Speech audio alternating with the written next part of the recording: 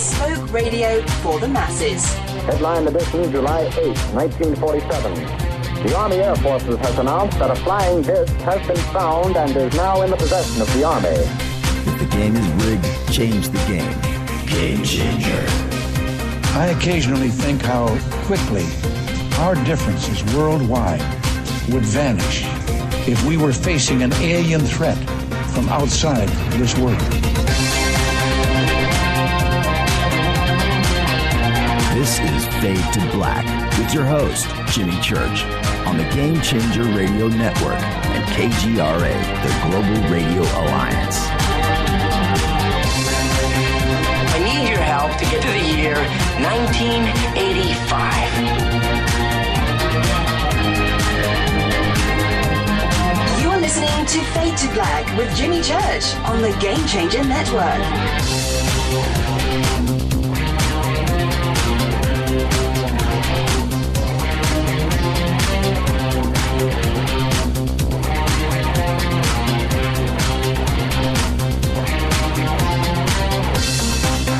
All right. Happy Thanksgiving, everybody. Happy Thanksgiving. This is Fade to Black, bespoke radio for the masses. Today is Wednesday, November 25th, Thanksgiving Eve.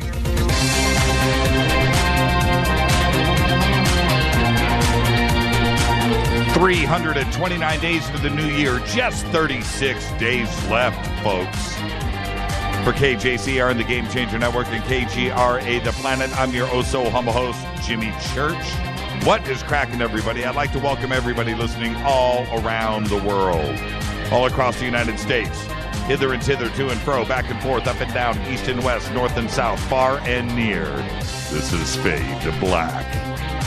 And tonight, it's our very special Thanksgiving Eve broadcast. That's right. Last year, Linda Moulton Howe. The tradition continues. Tonight, Linda Moulton Howe. Let's see if we have time to take some phone calls tonight. 323-825-5045. Linda and I are going to wind it up and let it go. So we'll see if we can squeeze in some phone calls. You can also Skype in Fade to Black 14. I'd like to remind everybody to welcome our newest sponsor, Life Change Tea. Help support the show.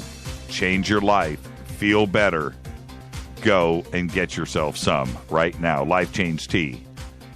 GetTheTea.com. Just go over to JimmyChurchRadio.com. The full product line is there.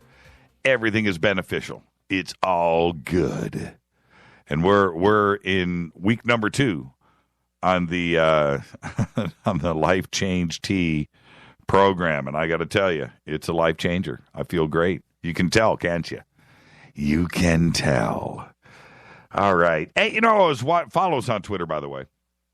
I was watching Twitter for the last few nights. Have you guys noticed that Louis Farrakhan wants to come on this show? Have you guys been watching this? I know it's his people. His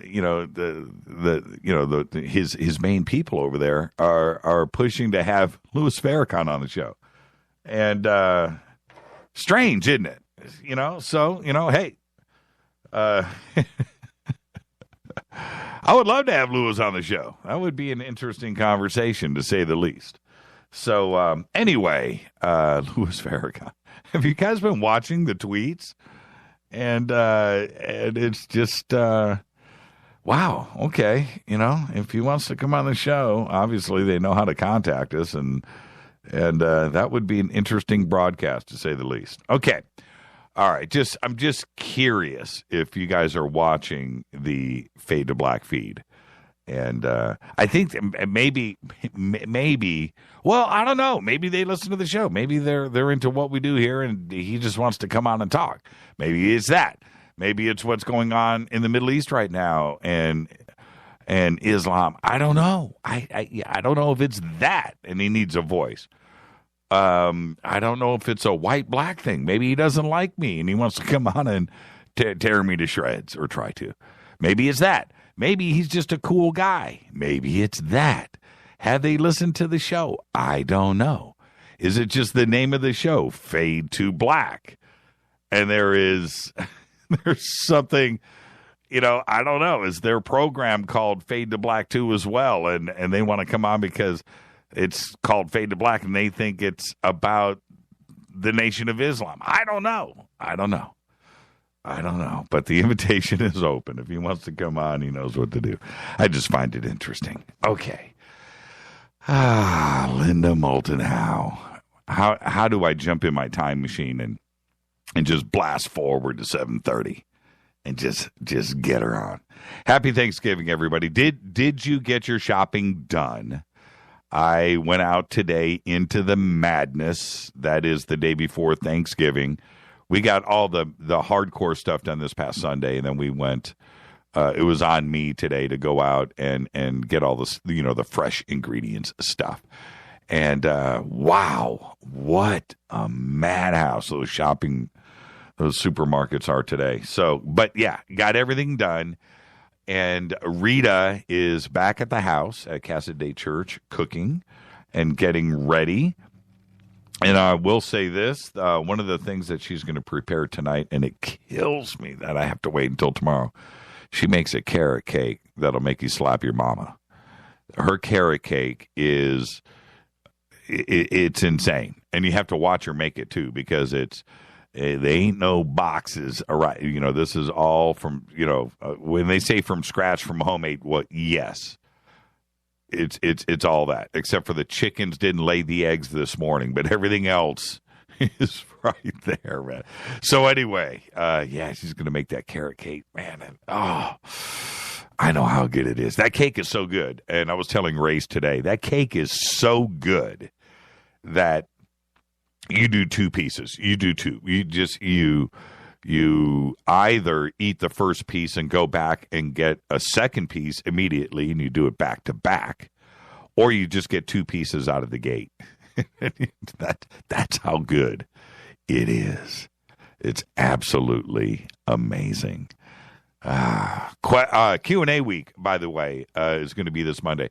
Tomorrow night, we're going to do a replay, and we're going to be with friends and family tomorrow. So are you. If you have the need for some JC, for some church stir, if you have the need tomorrow, there'll be a replay tomorrow night. Okay, there you go. But we're going to spend it with friends and family. You should too. Okay, Alien Snowfest, February 5th through the 7th in Big Bear, California. Go and get your early bird tickets. You can still do that now. Go over to aliensnowfest.com. The links are at Jimmy Church. Just click on the banners. And, I was talking to the people over at Conscious Life, too, as well. And that's going to be February 19th through the 22nd. It's 2 weeks later. And that one, it's the Conscious Life Expo. It's a different sort of expo. It's great, but it's about consciousness and life and the earth.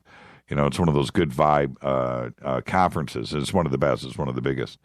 And we're going to be broadcasting Fade to Black live from that venue. And they have the big room downstairs below at the LAX Hilton is where we're going to broadcast from.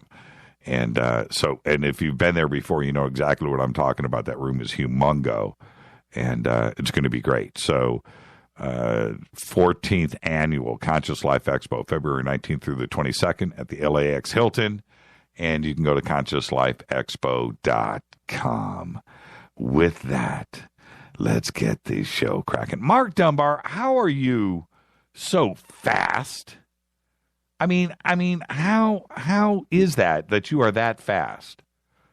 I mean, I think a thought and it pops up on Twitter. I don't know. I don't know how you do it.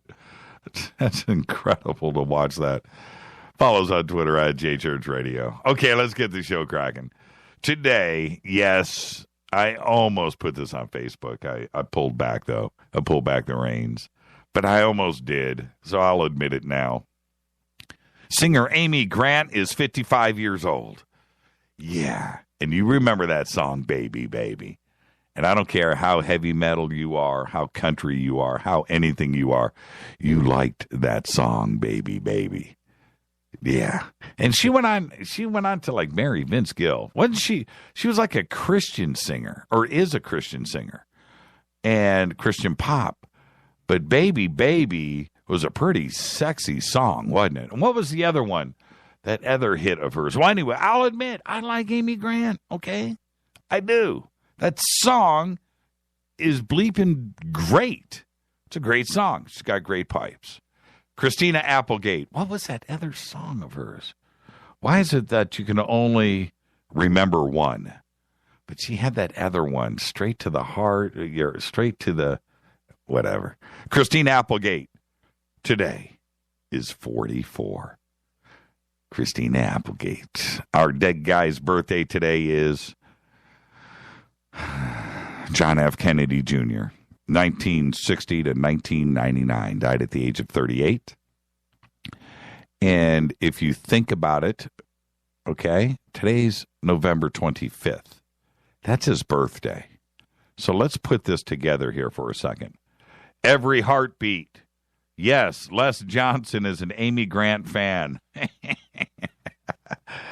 Les, I knew it. But anyway, back to John F. Kennedy Jr. He was JFK's son, and he co-founded George Magazine with a New York public relations guy, Michael J. Berman, back in 1995. And that was a good magazine, by the way. I subscribed to it. On July 16th, 1999, Kennedy departed from Fairfield, New Jersey, at the controls of his Piper Saratoga light aircraft, carrying his wife, Carolyn, and his sister-in-law, Lauren Bassett, to attend a wedding at Martha's Vineyard. Kennedy checked in with the FAA tower at Martha's Vineyard Airport, but when the plane failed to arrive, the three were reported missing. On July 21st, 5 days later, divers found Carol and Lauren's bodies near the twisted and broken fuselage, while Kennedy was still strapped in the pilot's seat. And that was like the end of Camelot, wasn't it? But the trippy thing is, well, I'm going to get to that. I'm going to get to the trippy part after the break. Don't forget, the word of the month is not cheese. It is yo. You determine that, not me. Follow, like, and subscribe. Twitter, Facebook, YouTube, everything is on Fade to Black. So you can just go to the website and click follow, like, and subscribe. This is Fade to Black. You can email throughout the show, Jimmy@jimmychurchradio.com. Tonight, it's our very special Thanksgiving Eve broadcast with Linda Moulton Howe. The call-in number is 323-825-5045. Happy Thanksgiving, everybody. Let's get this show cracking. I'm your host, Jimmy Church. I'll be back right after this. Stay with us.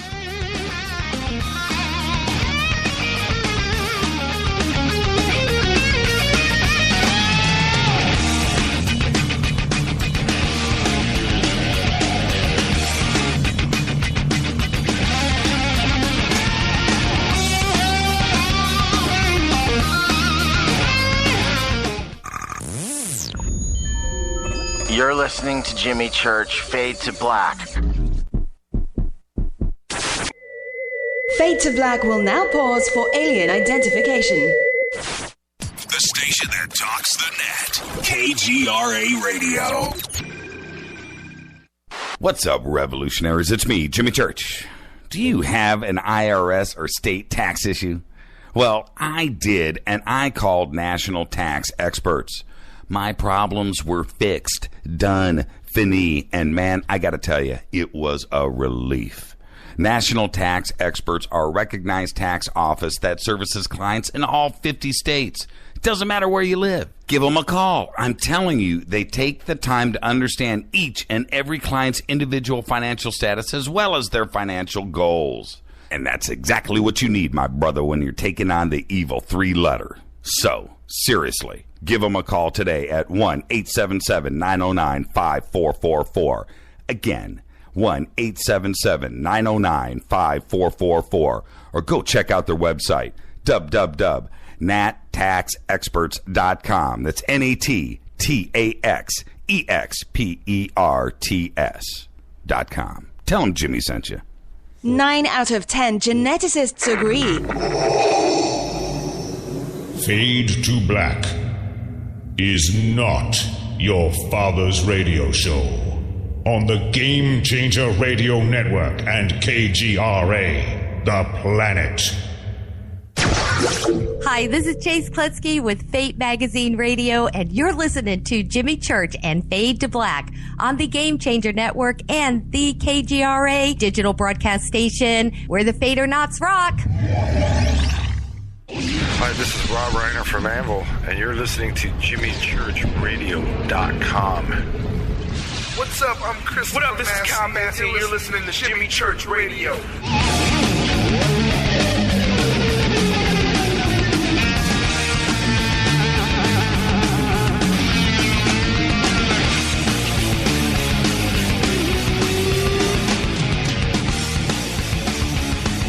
Welcome back. This is Fade to Black. Louis Farrakhan hears this music and he'll be done. He's not that kind of heavy metal guy. Maybe he's into Judas Priest. You never know. This is Fade to Black. I'm your host, Jimmy Church. Tonight, yes, it is our very special Thanksgiving Eve broadcast with Linda Moulton Howe. She'll be here with us in just a few short minutes. Now, really quick, happy Thanksgiving, everybody. And thank you for coming in tonight and hanging out with us. This is our special Thanksgiving Eve show. And on our table tomorrow, before I get to the news here, on our table, we're doing hardcore tradition, okay? We're not doing pumpkin pie. We're going to do carrot cake. But other than that, we're doing the traditional 25-pound bird. We're going to do a ham with, pineapple slices and that pineapple glaze. We're doing that. String bean casserole. Got to do that. Of course, stuffing with bacon sausage. Yeah. Have you guys tried bacon sausage? Well, we're doing that. Of course, mashed potatoes, turkey gravy, and a salad. And that's our table. We're not going out of bounds. We're not going outside of that. That's what we're doing. Oh, and Rita's uber good cranberry sauce. That that ain't out of the can. That is cranberries just boiled to death. Oh man, yeah. So that's what we're gonna do. So I'm asking you in Twitter, are you guys? Is there one dish on your table that is outside of the box? Is there something that that you do traditionally? Maybe your mom taught it to you, your grandmother. This tradition started, and then there's one special dish on the table that is outside of that box. Your turkey, your ham, green bean casserole, mashed potatoes and gravy, cranberry sauce, and of course some good wine or some Martinelli's sparkling cider, of which you know what I did this week with Martinelli's. I bought 4 bottles last Sunday. I thought, okay, that'll get us through the dinner. I drank 2 this week. I had to go and replenish. Man, I like that Martinelli's. What about the black olives? Oh, yeah, you got to have the bowl of black olives. Oh, we didn't do that. I think I'm going to the store in the morning. But, yeah, I love black olives that you put on your fingers. Nancy, you're out of your mind. But is there a dish that is outside of that box that you guys put on your table? Talk about. Tell me in Twitter. All right. On this day in history, 1963, on this day, President John F. Kennedy, who was assassinated 3 days prior, is buried at Arlington National Cemetery. But it was John F. Kennedy Jr.'s 3rd birthday. Isn't that bizarre? Couldn't they have done this? Why did they put Kennedy in the ground so fast? Sweet potato pie, Beverly Knowles says. What Rita May George just said, where's the boss? The boss is back at the house getting ready for dinner tomorrow. But I'm sure she'll check in on Twitter, walking around the kitchen with her cell phone at some point. But why did they put Kennedy in the ground so quick? It just seems, I think about it now, it's just like instantaneous. Fader fact: jousting is the official sport of Maryland. The state of Maryland. The official sport of the state of Maryland is jousting. And that is a fader fact. If somebody is, there's a bunch of people in Maryland right now listening to the show. Tweet me right now at JChurch Radio, hashtag F2B. Tell me, is that, because I vetted this, and it's a fact, but did you know, the good people of Maryland, that your official sport was jousting? And do you guys joust? Artichoke cheese and spinach dip. Okay, mince pie. Brownie lace with hemp, and that is from Captain. Okay, that's going to be a fun. Yeah, I could just see my Cortana says tamales on the table. Okay, I can see that actually. Oh, Rita just said I do have my laptop and I can hear you. And no turkey gravy, bourbon and bacon gravy. See, I knew she was going to do that to me. I knew it. Rita just does that. She can't go standard issue turkey gravy. No, not on her table. All right, which means she's listening to the show over the house. All right, I just got in trouble. Ryan says prime ribs and lamb. Okay, no turkey, prime ribs and lamb. Interesting. Okay, let's get to the news. Tensions in the Middle East have ratcheted up dangerously today, a day after Turkey shot down that Russian Su-24. And the Turkish president accusing Russia of deceit, and Russia announcing it's going to deploy anti-aircraft missiles in Syria. Russian Defense Minister Sergei Shoigu said on his ministry's Twitter feed that the country would deploy S-400 defensive missile systems to its air base near Latakia on Syria's Mediterranean coast. The missiles have a range of about 155 miles. It's pretty interesting. The Turkish border is less than 30 miles away. Meanwhile, the Russian news agency announced today, that's right, Novosti, reported that Russian lawmakers have introduced legislation to hold account anyone who denies the Armenian genocide. Turkey. The bill is meant to embarrass Ankara and Turkey on the global stage for its continued refusal to acknowledge the massacres, which lasted from 1915 to 1917, are believed to have killed more than 1 million Armenians as a genocide. That's an interesting response, and they're putting that on the table. All of the rumors and just everything going around. Turkey is supplying ISIS with fighters. I don't know. It's just funny how the rhetoric now is starting to fly. The good news is Russia's not bombing Turkey today, and we don't have some World War III kicking off between NATO and Russia.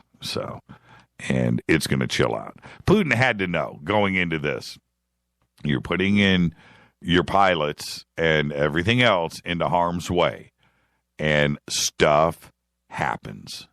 Today, Turkey's military released the audio recording of what it says was the warning to the Russian plane. And I listened to it today, and at one point you can hear, this is Turkish Air Force speaking on guard. You are approaching Turkish airspace. Change your heading south immediately. Change your heading south. Well, they played one. They said they did it 10 times. I think they should do that corresponding to real-time syncing up with the radar and show exactly where the planes are, where these warnings happened. And then everybody's free and clear. If you don't do that, if you don't present that proof, then we're in a definite he said, she said situation. Scientists battling malaria said this week that they have produced a strain of mosquitoes carrying genes that block the disease's transmission, with the idea that these these mosquitoes would breed with other mosquitoes and pass this gene on. They said yesterday that they used gene editing, a technique in which DNA can be inserted, replaced, or deleted from a genome. And on the mosquito species right now that is spreading malaria in urban India. Interesting. But again, I don't like to mess with Mother Nature. There's something just doesn't seem right about it. A group of Greek and German archaeologists has discovered a 300,000 to 600,000 year old elephant butchering site near the modern-day city of Megalopolis in Greece.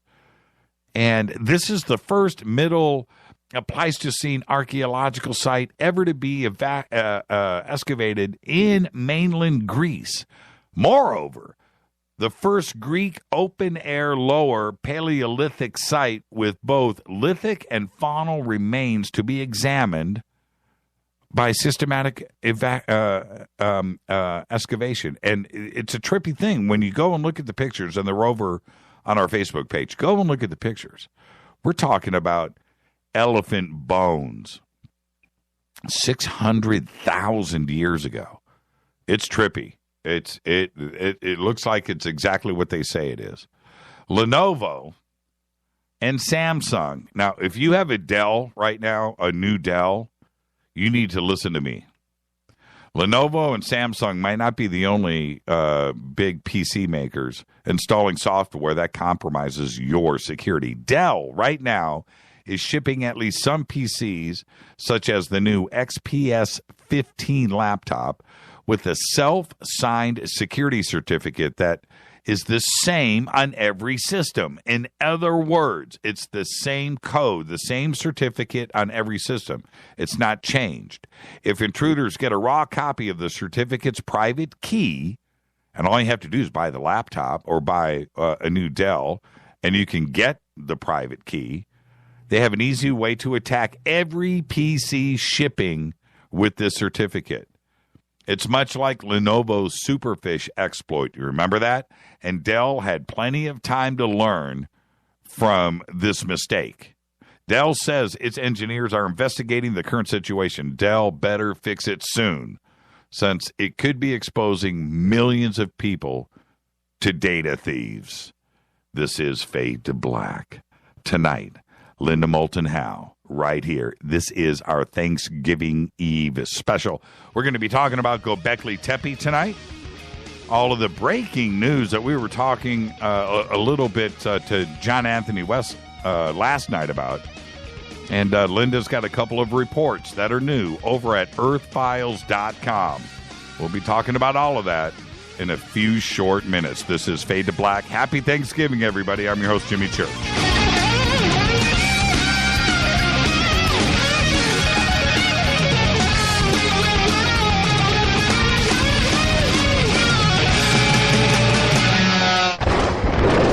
This is Fade to Black with Jimmy Church on the Game Changer Radio Network and KGRA, the Global Radio Alliance. The station that talks the net. KGRA Radio. Hello, I'm Katie, and you're listening to my main man, Jimmy Church, on jimmychurchradio.com.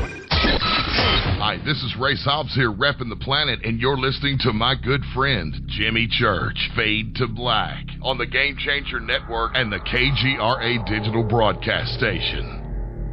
People love to shop. What if you could shop and it was actually good for you? What if you could actually purchase items that bettered your life? What goes into your body is important to what quality of life you have. How about shopping for items that better your health? GetTheTea.com is that shopping place. We're not only tea, even though that's our #1 seller, we are about helping your health. There's Colostrum LD for those of you with autoimmune troubles. The product helps your stomach get on track. GI problems produce pain. Get relief with Colostrum from LD? How about some fat burners? Or maybe some joint aid? Or a power cleanse? There's so much to tell you with very little time. So get help health-wise at GetTheT.com. That's GetTheT.com. Or you can call our friendly operators at 928-308-0408. That's 928-308-0408. Get help and relief by going shopping. Shop at GetTheT.com. That's GetTheT.com. Serving people with great products for over 8 years. GetTheT.com.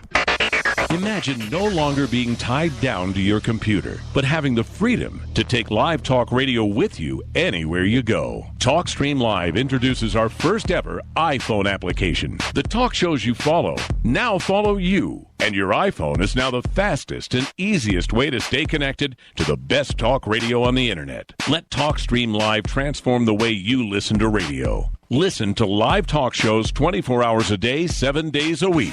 Mobile talk radio from TalkStream Live. Now available in the iTunes App Store. This is Toby Kebbell. You're listening to JimmyChurchRadio.com. Don't hurt me, Jimmy. I'm only little. Hey, I'm Adrian Grenier. And this is Ari Gold. We're the Honey Brothers. Yes. We are of the Honey Brothers. Hey, I'm Adrian Grenier. And I'm Ari Gold. We're the Honey Brothers. And you're listening to Jimmy Church. The Revolution. All right, you Fadernauts. Studio Dome has done it once again. A new Studio Dome Fadernaut special. Introducing the Studio Dome Boom Box Bluetooth speaker. It's got a rear-firing bass film subwoofer and dual 52mm main speakers. You'll never listen to your tablet or cell phone speakers again. Just click on the Studio Dome banner, use the promo code Jimmy, and you'll get the SBB for $49 and free shipping. And get a Buddy 4-port USB charger for free. That's a $19.99 value right there. And they'll throw in a Buddy in the box. It's the best deal on the net anywhere. Just go to JimmyChurchRadio.com, click on the Studio Dome banner, enter the promo code Jimmy, Gobekli Tepe. This is Micah Hanks of the Gralien Report, and you're listening to Jimmy Church on Fade to Black, across the globe on the Game Changer Radio Network and the one and only KGRA Radio, The Planet.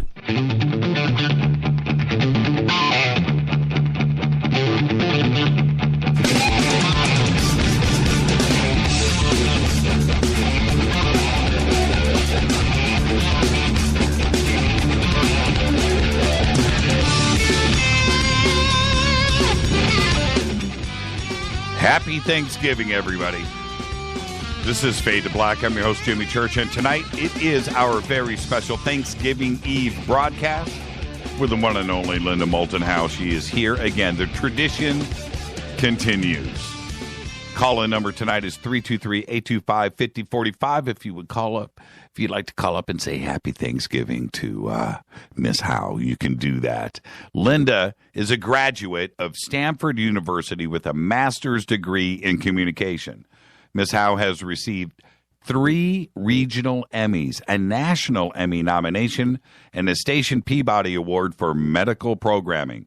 Linda's documentaries have included A Strange Harvest and Strange Harvest 1993, A Prairie Dawn, and has produced documentaries in Ethiopia and Mexico for UNICEF. In addition to television, Linda produces, reports, and edits the award-winning news website earthfiles.com. Yes, that's where I get all of my good stuff. The secret is out. In 2003, Earthfiles received an award for a standard of excellence presented by the Internet's Web Award Association. Earthfiles also received the 2001 Encyclopedia Britannica Award for Journalistic Excellence. In 2010, Linda was honored with the 2010 Courage in Journalism Award at the National Press Club in Washington, D.C. by the Paradigm Research Group. She has traveled in Venezuela, Peru, Brazil, England, Norway, France, Switzerland, Netherlands, Yugoslavia, Turkey, Ethiopia, Kenya, Egypt, Australia, Japan, Canada, Mexico, the Yucatan, and Puerto Rico for research and productions. Tonight, once again, Linda is with us on Thanksgiving Eve, and we'll be discussing Gobekli Tepe and the other breaking news right now out of Egypt. I would like to welcome back to Fade to Black, Linda Moulton Howe. Hi, Linda. Oh, hi, Jimmy, and happy Thanksgiving to you, your family, and all of the Fader listeners. I am glad to be here. Right back at you, Ms. Howe. Now, hey, I have a question before we get started. And happy Thanksgiving. I had said, I don't know if you were listening, but I had said at the beginning of the broadcast, we are going standard fare over at Casa Day Church. We're doing turkey, ham, green bean casserole, mashed potatoes, gravy, salad, standard issue Thanksgiving dinner. We're not going outside of the box. Is there anything on your table tomorrow that is outside of the box, or are you going straight at it? My brother and I have been invited to a friend of ours who is a gourmet cook. Oh. And yesterday she called me and she said, do not have breakfast, do not eat anything on Thanksgiving Day. We want you over here by 2 o'clock, and we are going to have a smorgasbord of experimental food. And so tomorrow it's going to be a treat because we know what a great cook she is. Right. And she decided to do everything out of the box. So we are going to be exploring, but there will be turkey and cranberry sauce. Yeah, you got to have that. If you're going to have a Thanksgiving dinner. Oh, Linda just dropped just like that. Okay, let me bring Linda back. Wow, that was weird.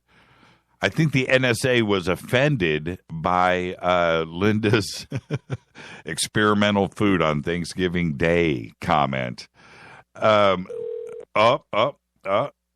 Is she there? Linda Moulton Howe, please. That's bizarre. Linda dropped just like that. Okay. I'll get her back. That was weird, huh? Did you guys hear that? We are going to have turkey and cranberry click. The NSA's like, we're not going to have any of that. On Thanksgiving, you must have the green bean casserole. And, okay. Linda, are you there? Can you hear me? I don't think the NSA liked your turkey and cranberry comment. Well, of all the things, too, if it was outside interference, why there? That was weird, wasn't it, Jimmy? Yeah, that was bizarre. We're gonna go outside of the box, but we are gonna have turkey and cranberry. Click. I know. Well, if you have any way of electronically seeing what happened, I'd be curious. But going forward, I do have some fascinating news tonight about Gobekli Tepe that was just reported November 7th in the UK. It was at Queen Mary University in London, and it is, if you go right now to earthfiles.com, I just put up on the headlines page 4 photographs to help orient about this new news because it is so very fascinating. Okay, I'm at Earth Files right now. And go to Jimmy Church. You see that. Okay, right below is from above. You're looking down at some of the excavated T-shaped pillars at Gobekli Tepe. Right. And I left below all of the detail. We're talking just so people will understand, because we're going to go from the big now down to something small. The carbon dating on Gobekli Tepe. Because of Klaus Schmidt, the archaeologist who did all the meticulous work from around 1994 until last year when he had an untimely death swimming in a swimming pool in Germany. And he is an unsung hero of this planet because he did beautiful work. He was assiduous about what he was doing with carbon dating, and that is why in 2010, nobody knew about this until 2010. It's that current. That he had been working for almost an entire, that would be 94 to 2004, to almost 15, 16 years. And he knew that what he was discovering in terms of carbon dating being 12,000 years old, that's 7,000 years older than Mesopotamia, which is the line that's been drawn in the sand sort of historically as the beginning of civilization. And yet when you're at Gobekli Tepe, you know that you're in the presence of tremendously sophisticated intelligence, and he had carbon dated to 12,000 years, and they realized early on, as they were going, that this whole thing of rings of these big, huge T-shaped pillars, the shape is extremely extraordinary. As one of the Yale University geologists, Robert Schoch, said to me on a trip there that I'll talk about in a while, he said, they look like tuning forks. I wonder if this whole thing was made to be resonated by a frequency from above. That was a direct quote from a Yale University geologist. Well, now, as we're looking at this, and we're seeing those T-shapes, and we're realizing that each one of these, they can be 19 feet tall, Jimmy.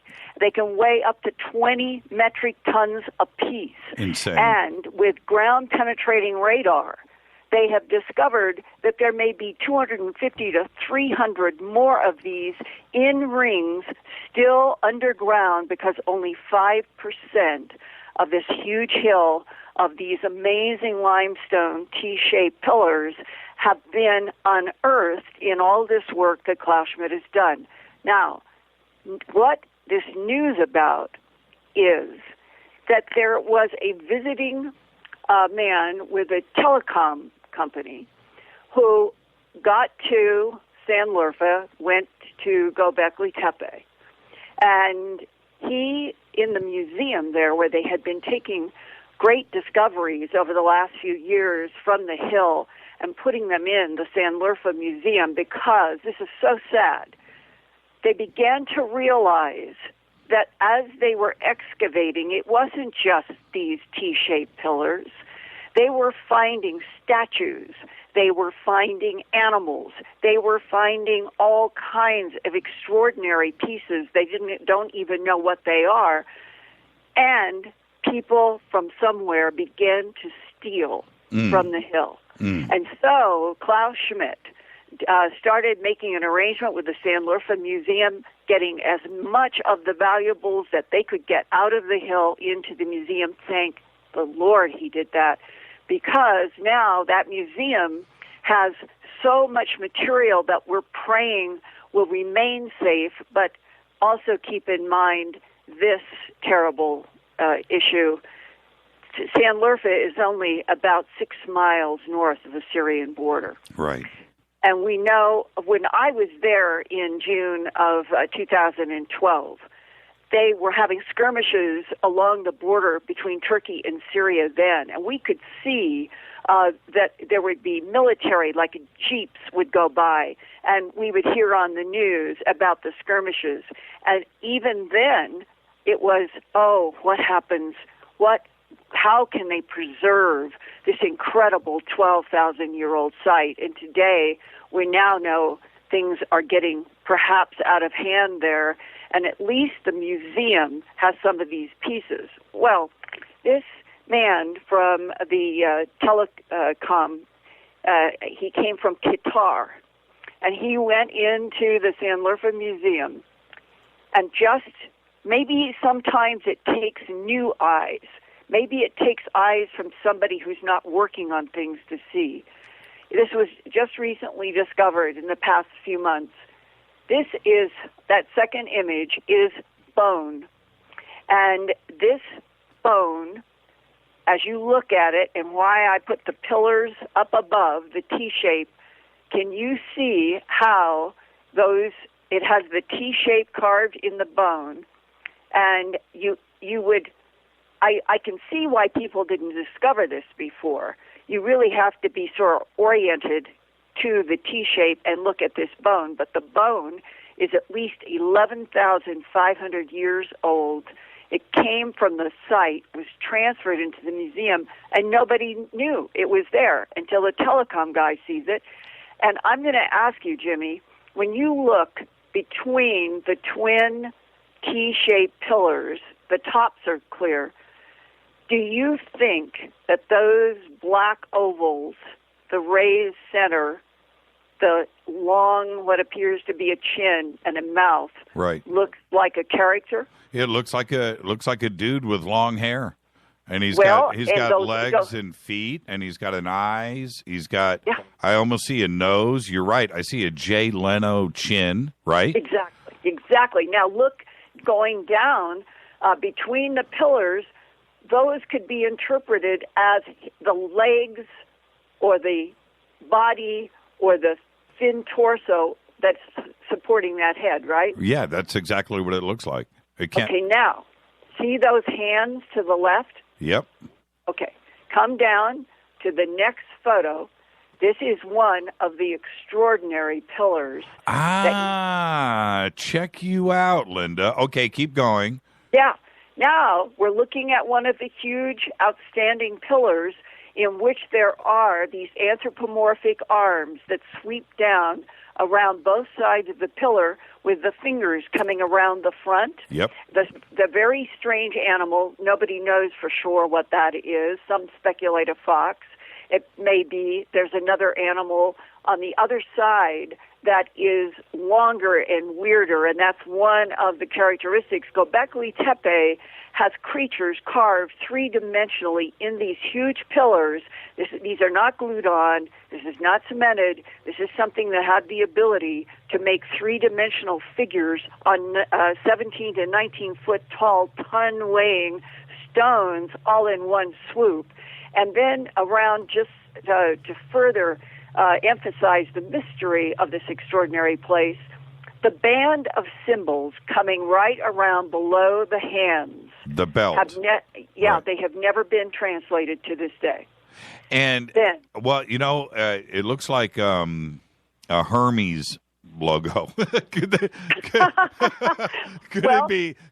they have been that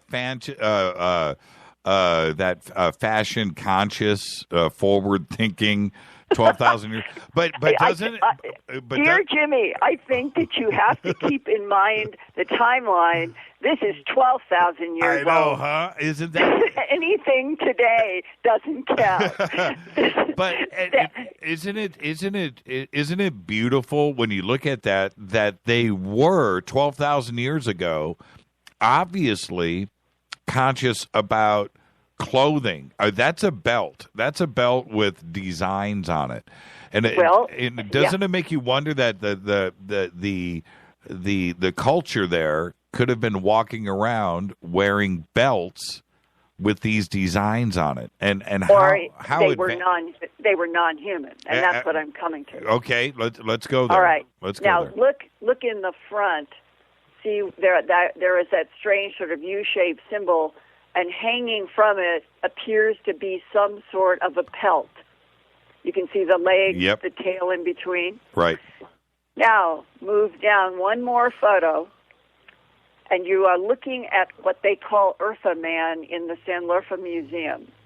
And this was an extraordinary experience to have been up on the hill, to be next to those pillars, to go to the museum, and this is in a case, and I found myself transfixed.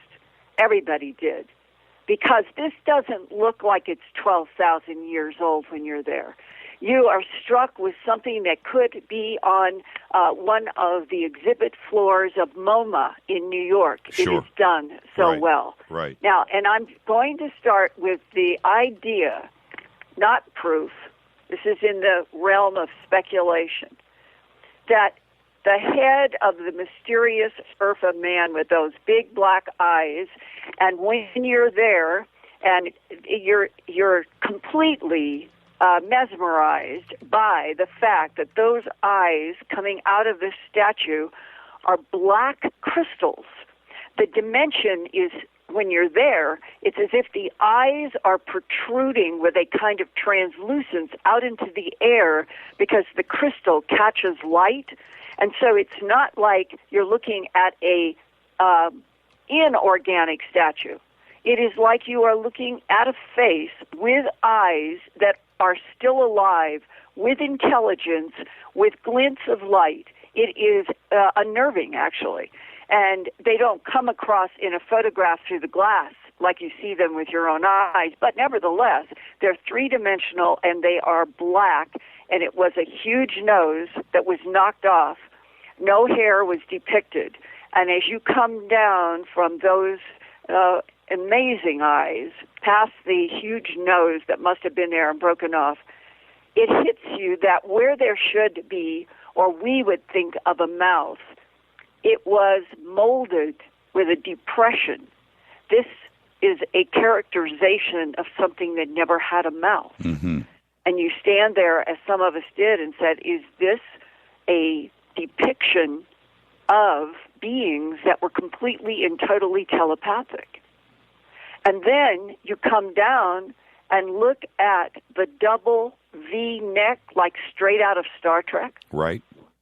And it's a leotard. And we're talking about, this was found in it was 2000. Wait, make sure I get this right. This particular statue was found in 2009 or 10. And I was there in 12. And it was down in a kind of like a hidden place where they were excavating the pillars, and they were shocked to find this. This is from that hill. This is in the 12,000 timeline. And yet, when you look at the whole body, which I have dozens and dozens of images at earthfiles.com in the many reports I have done from my own trip there, and as you come down, you find that, and I depict it here to concentrate on the head, that there are full-body images that I took. And what's missing from this photo that you can't see right now, but is in Earth Files, the man's hands are around his testicles or in the phallus area, so that it is as if he has two hands with 5 fingers facing the observer. So you see 5 fingers and 5 fingers on, as if holding up the erect phallus. And a lot of people there in the museum said, does that imply that there's a thumb behind? Would it be 6 fingers? It's a very interesting question, because when you're standing there looking at it, that's what you think, that we would hold something with the thumbs on one side and the fingers on the other. Right. And so it has 5 fingers out, and that question was raised by several people in the museum. Does this have 6 fingers? Then it's so interesting as you come down this body and thinking of this now etched stone, if we go back to that, we see what may be big black eyes in those ovals, a little raised portion that reminds me of a nose, and that little hole that looks like a mouth in a narrow kind of face. Right. Then down below, you can sort of, with your mind's eye, you can see those thin lines as maybe depicting legs, or that those, I'm going to call them sort of long parallelograms that are carved below the head, could be like the Urfa man in the Sanlurfa Museum. You expect this amazing humanoid to have legs and feet. Instead, it was carved as all one piece on a peg about 3 feet long that would have been embedded in this soil of the hill amid the rings of pyramids. It is haunting. And now, here, for the first time, is something that would be like we are seeing through the eyes of somebody, something that was there after they had been constructed. Right. Excuse me, I didn't hit my cough button. I should be fired. Yeah. And I see one other thing interesting here with Urfa Man, and when you look at the full body pics of Urfa Man, and I have some on my computer, so I was pulling those up as you were talking about, and I wanted to look at the 6 fingers, right? Well, if you go back, or the 5 fingers, I should say, the missing 6th, and if you go back to the T-shaped pillar and you count, there's 5 fingers here too as well. That's right. In the same position as Urfa Man, coming around his waist up to his stomach. and it's the same position, and that's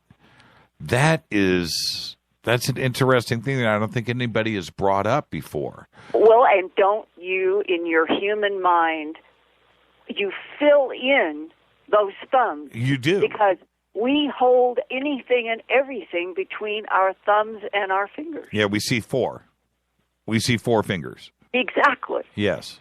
So you can see why people said, my God, does that mean this was a 6-fingered character? And, of course, in where Genesis is all of the writing from the Old Testament about the 6-fingered giants that mated with the fair female of simple men and produced, or the giants were the production of the gods interacting. You can get a couple of versions about this, creating I guess there's no other word to use, a hybridization of whatever were the human females and whatever were the gods of the giants. Right. And you know, they had 6 fingers, according to the Old Testament. And you bring up such a valid point. If you're going to take the time to carve a statue like this, you're not going to make mistakes. Like, you're not going to put the wrong amount of fingers on. No, you are counting. You know what I mean? Everything is done deliberately.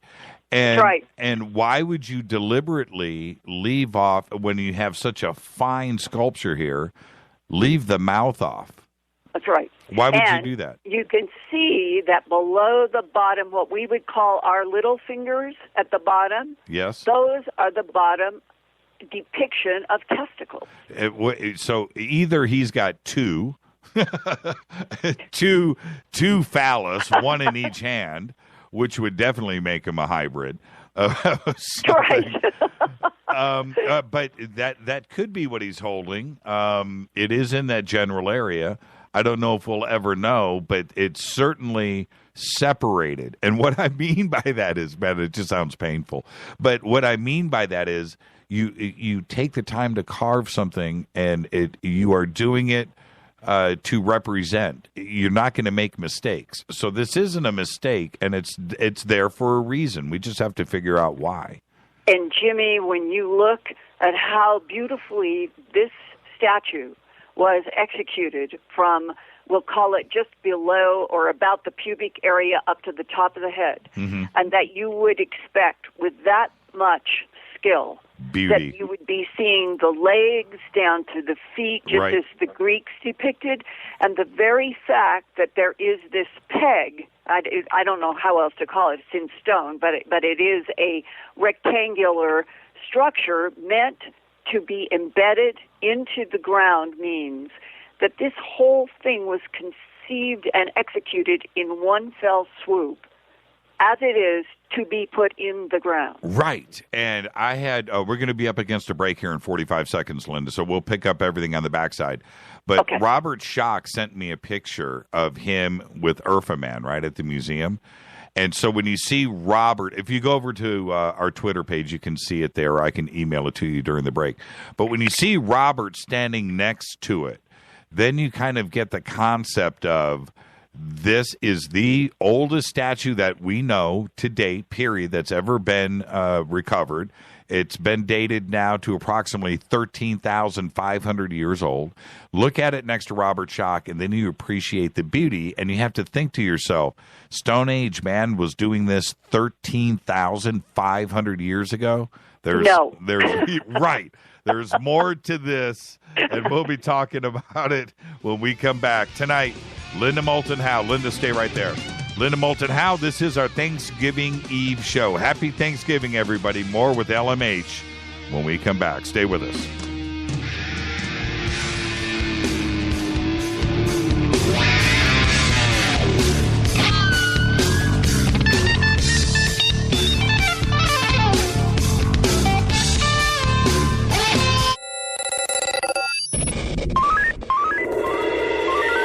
Way out here, we listen to Jimmy Church.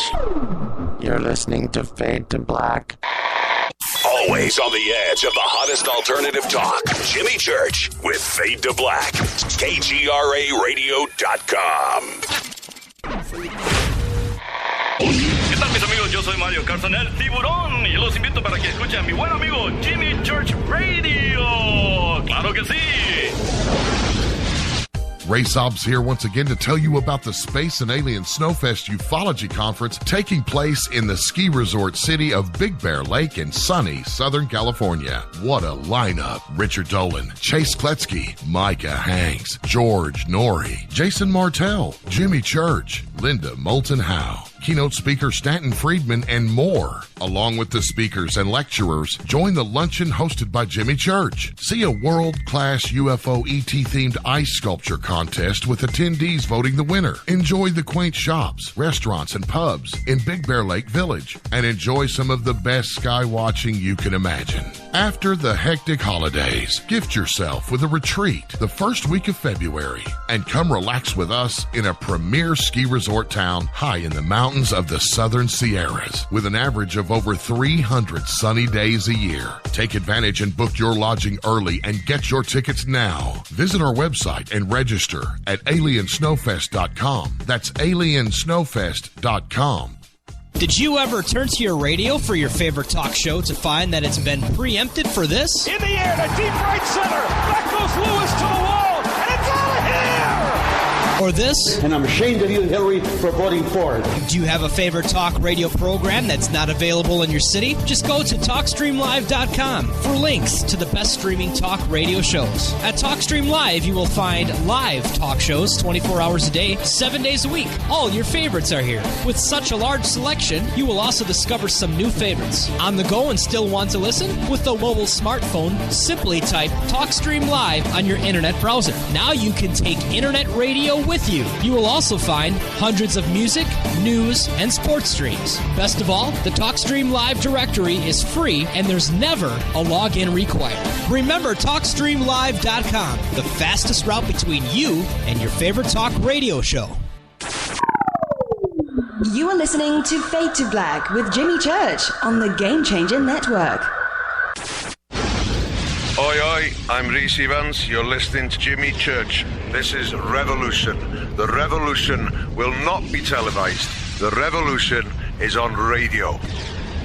Ciao.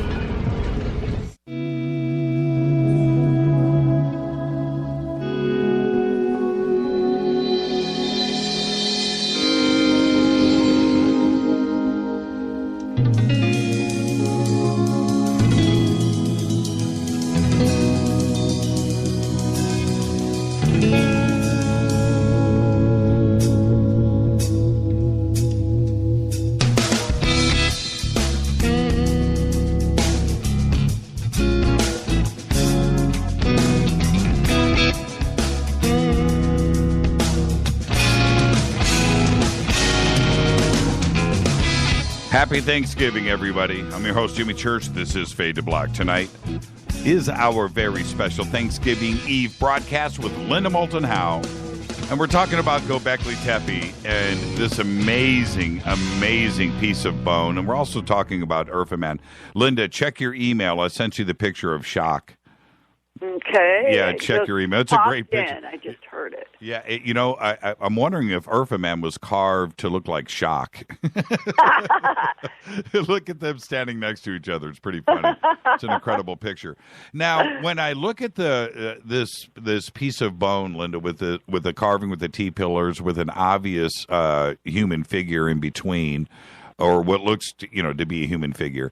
It's a small piece of bone, and to intricately carve that 12,000 years ago, I don't know what kind of tools or the intelligence behind it, but I can't picture Stone Age man doing it or taking the time. You would rather go out and find something to eat than to take the time to carve something like this on a tiny bone fragment. How big? How big is it? How big is it? Yeah, the dimensions are 1 inch wide, 2.3 inches long, and 3 to 4 millimeters thick.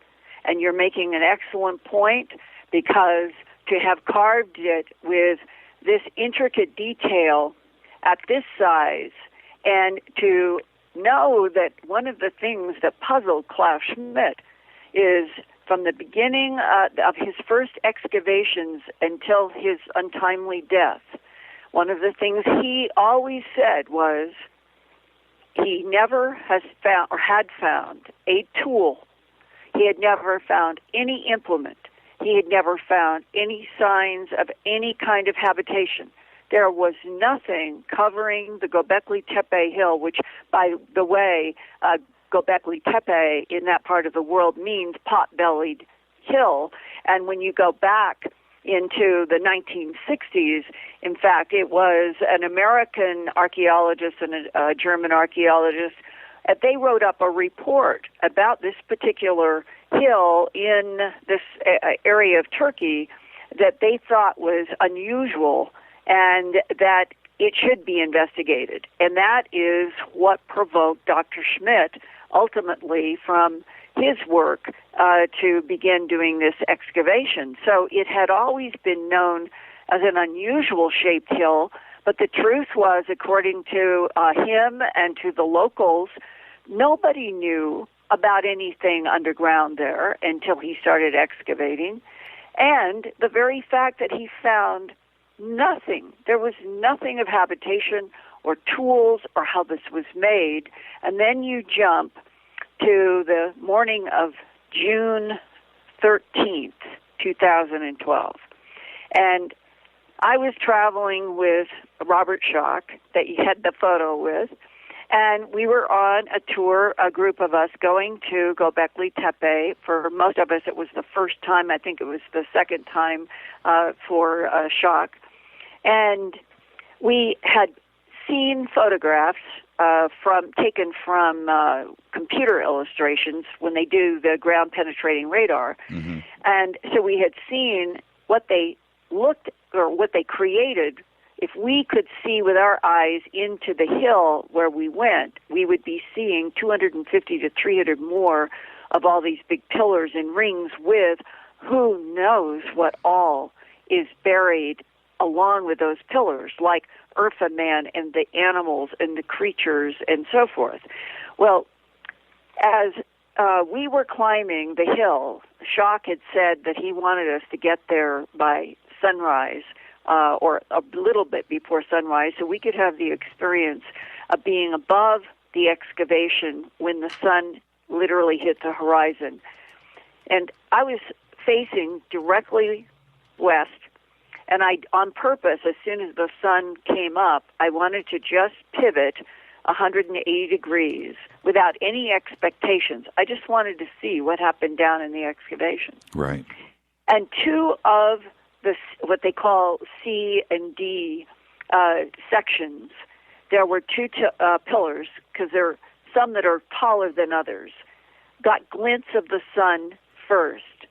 And in my Earth Files, I go into and I show with letters and superimpositions what they were and which ones. One of them was that big pillar that had the anthropomorphic arms and hands coming around with that strange belt and symbols. That was one.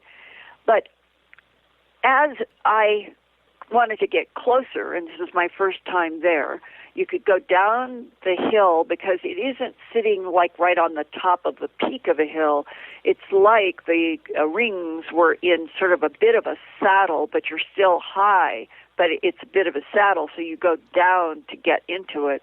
And Klaus Schmidt had ramps that were built around in between A, B, C, D sections so that people could at least walk and observe without damaging anything, which was great, because if we hadn't been able to do that, we would have had to stay quite a ways away. So now we are able to go down into that area where that tall pillar with the arms and the others are, and I was standing there, and in all my life, wherever I have gone to do any kind of professional work, I have trusted that something in me picks up the vibes of a location, and I get impressions about what things are and what happened there. And as I was standing not too far away from that pillar with the arms and the hands, what hit me was, I can't feel anything. This is the strangest place I have ever been. This doesn't have any human vibe of why, what, how, who, where. Right. And I was thinking how strange this all was, and remembering back that Smithsonian Magazine was one of the first places to get into, I think Klaus Schmidt either got contacted by Smithsonian or they did one of the very earliest articles before the rest of the world even knew. And the reporter for Smithsonian was Andrew Curry, and he's a beautiful writer. And in one of the quotes that he wrote was, what was so important to these early people that they gathered to build and bury the stone rings? The gulf that separates us from Gobekli Tepe's builders is almost unimaginable, close quote.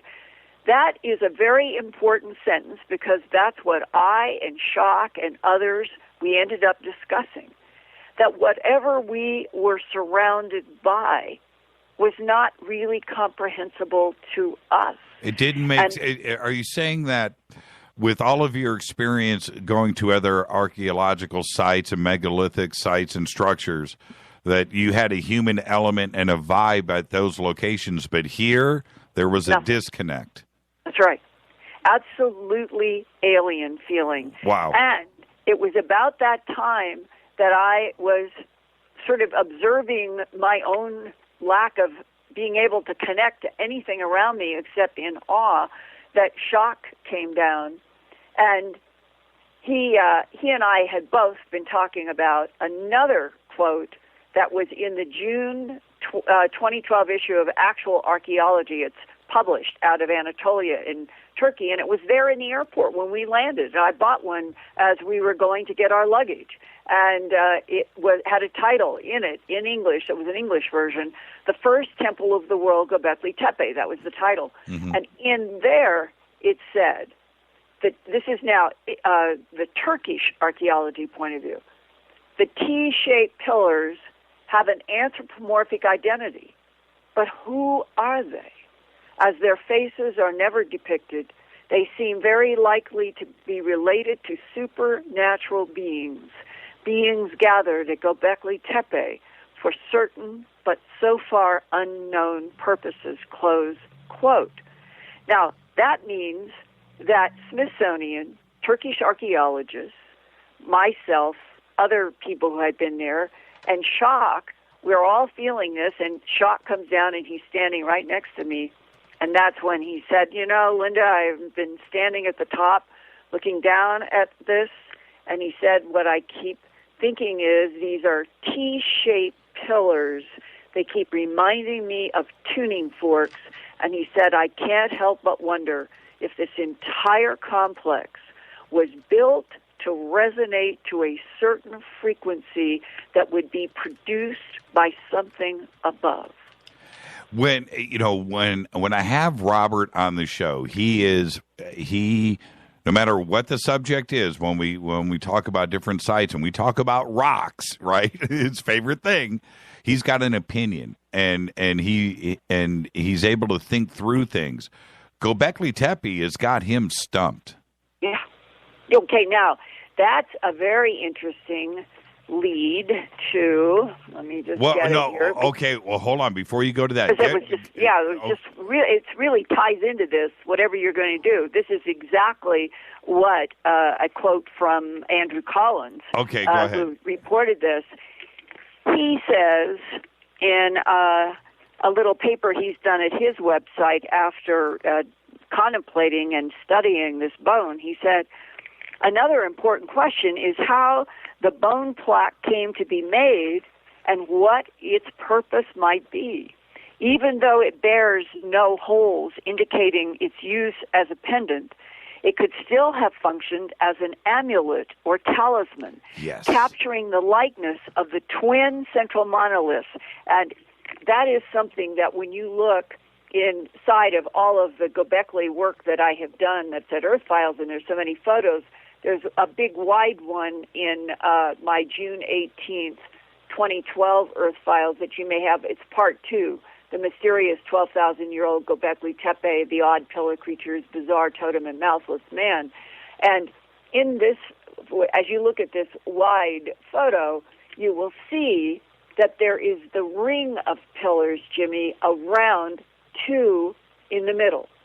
And that is a theme that is carried out through Gobekli Tepe.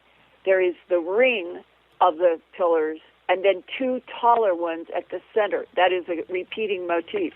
So he says, Andrew says, the capturing the likeness of the twin central monoliths, that's what he's speculating this bone might represent, in one of the enclosures at Gobekli Tepe was perhaps thought to imbue this bone plaque with a mystical quality in order to connect it with the Gobekli Tepe site without Andrew or anybody knowing what the site was made for. Right. Well, now, there's one more really interesting piece that may tie into what Andrew Collins hypothesizes, and I'm being quite serious.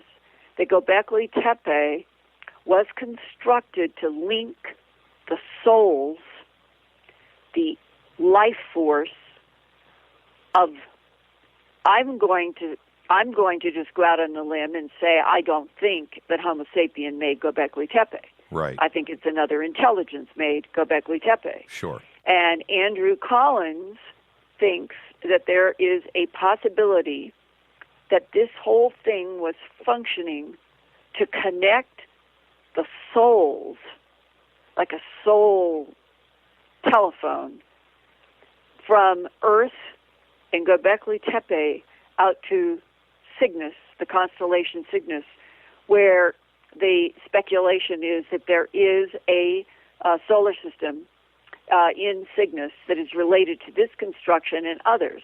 And interestingly enough, Cygnus is one of the constellations that comes up in the human abduction syndrome, in addition to Orion and Zeta Reticuli 1 and 2 and so forth, as being one of the locations for a particular type of non-human. Now, so now what I'm leading to, in Gobekli Tepe, in addition to what we've talked about, they've also found, the best way to call them is rings, stone rings, in which there is a big space inside. So it's literally a ring made of stone. And before he died, Professor Klaus Schmidt, who is the one who has done all this remarkable work to bring as much as we have now to the world, he found several of these, and he contemplated the question, could they be soul, S-O-U-L, holes, H-O-L-E-S, soul holes. And in German, when he wrote about that, I'm not very good in German, but the word is literally, that means soul hole in German, is Seelenloch. And that's what Klaus Schmidt had written about. And it turns out that in other megalithic dolmens in the Neolithic and the later Bronze Age, which is going back to the time of Gobekli Tepe, and now we're moving up into Western Europe, where there was Ireland and the Celts and that whole strange, mysterious world. They have circular apertures that are cut into, like if you have an entrance stone going into one of the dolmens, it will have a hole and there's nothing in it, and that the link is the possibility that these were always at funereal areas, and the speculation without anybody being able to prove is that these circular holes in stone were having to do with either souls exiting after death, right, or some interaction at the soul level. I find this fascinating because Klaus Schmidt, in addition to his not finding any tools, no signs of habitation, nothing whatsoever, he didn't understand what these rings were either. Soul Holes was a pretty good band on Motown, too, back in the 60s, if you remember. I used to love those guys. I always wondered about those stone rings because, for a couple of things, and I like the tie back to the dolmens because those circular holes, they don't look like entrances that you would comfortably enter and leave if you were hanging out there. You know, there was another reason for those. Yeah, Jimmy, exactly. You've gone right to the heart of the question of mystery because many of them are no wider than 12 inches. That's right. And most human bodies, unless it's a tiny child, they wouldn't fit. That's right. And it's so much labor put in, and there's thousands of them, and there, if not tens of thousands. But back to the stone rings at Gobekli Tepe. Do you know, because I had often wondered where was the original positioning of them? Were they pointed? Were they on their side? Were they pointed up? Were they in the middle of the T-pillars? Was there a frequency involved?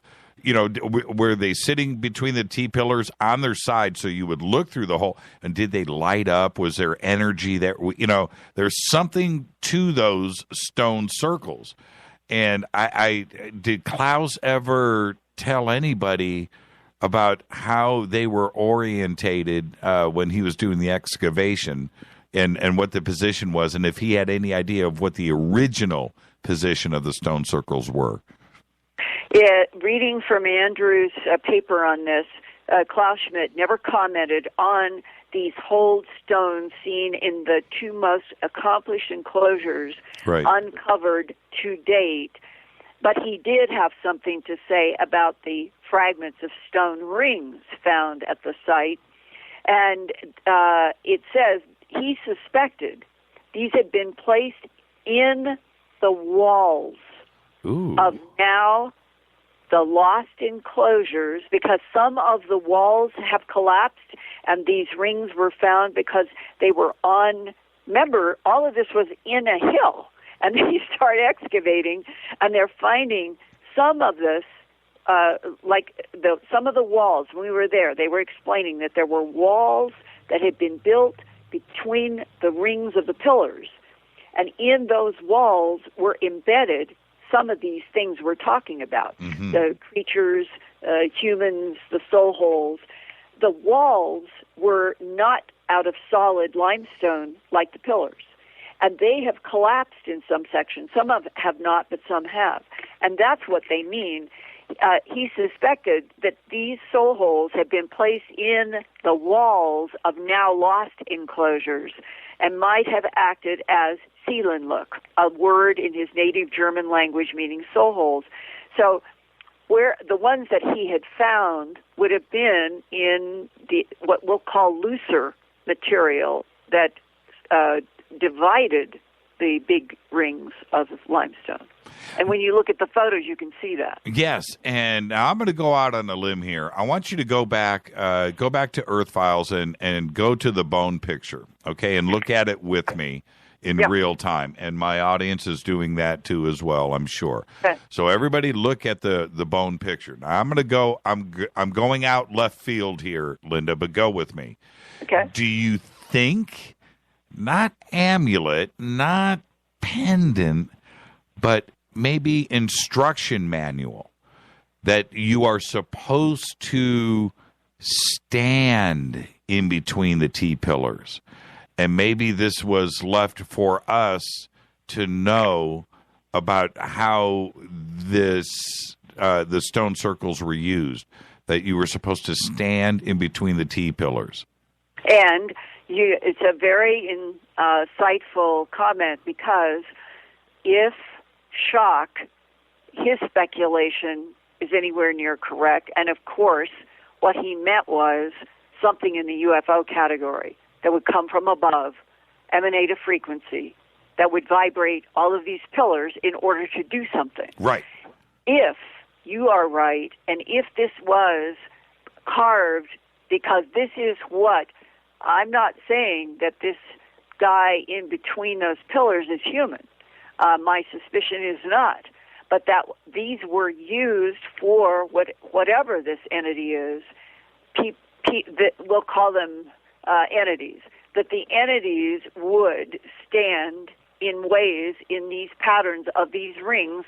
It covers 30 acres. Right. The whole thing is 30 acres, of which they have 5% uncovered.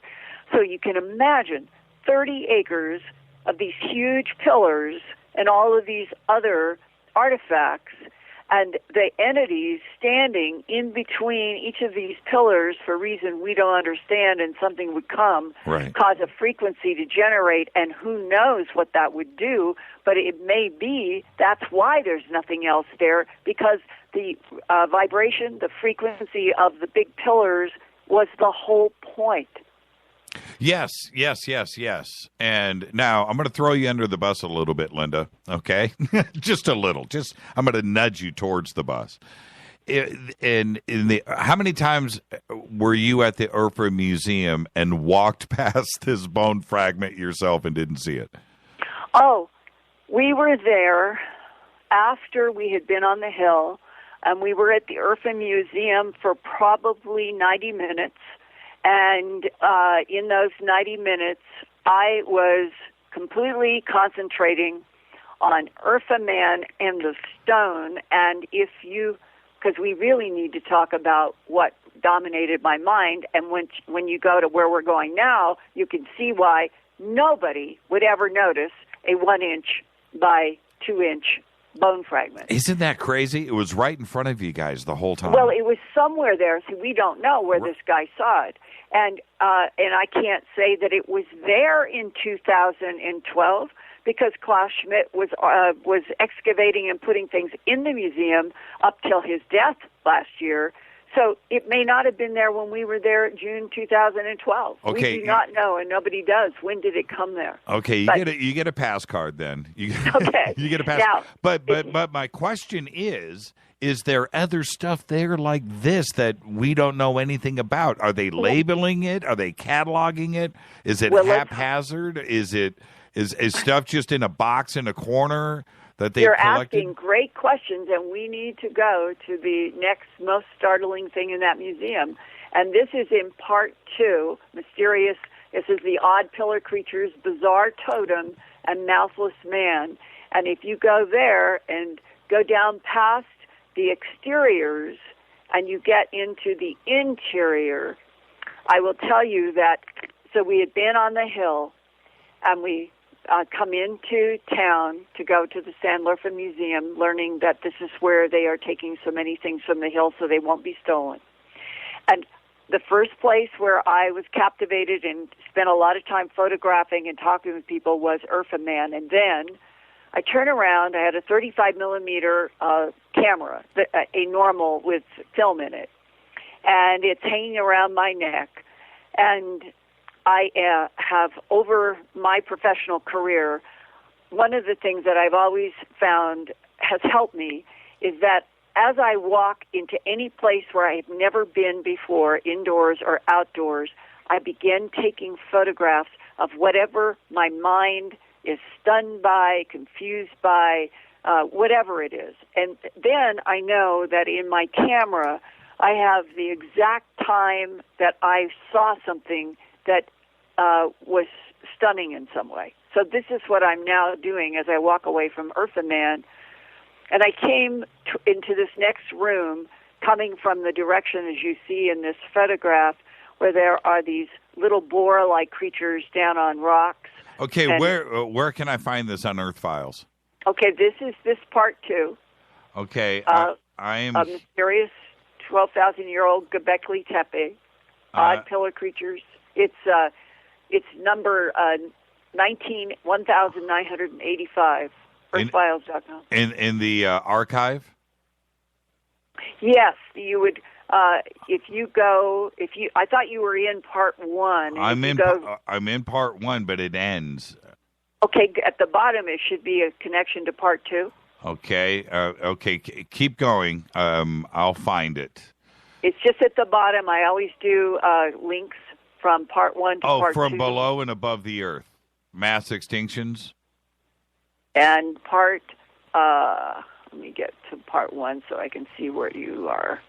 At the bottom of part 1, Mysterious Gobekli, it says, Odd Creatures on the Pillars, a Bizarre Totem, and Mouthless Man, continued in part 2, and you click on part 2, and it'll take you to where I am.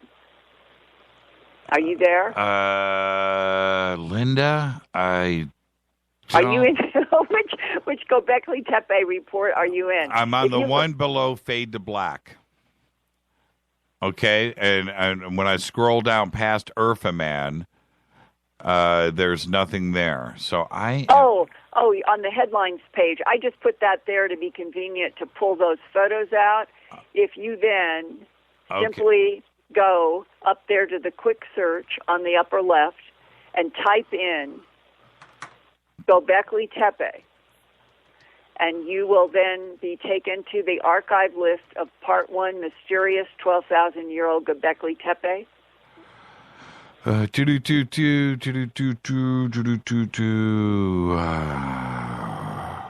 Okay. Yeah, I'm going to ask you to continue. Just go ahead. I'll find it. Okay, and that's where I am. I could put a link or could have put a link on the headlines page, but when I am moving past Urfa Man and my camera is in my hand to take photos as I go, and we get to this room of this photograph that is in the Earth Files report, Part 2. It's dated June 18th, 2012, and my report is, and it's about Gobekli and Odd Pillar Creatures, Bizarre Totem, and Mouthless Man.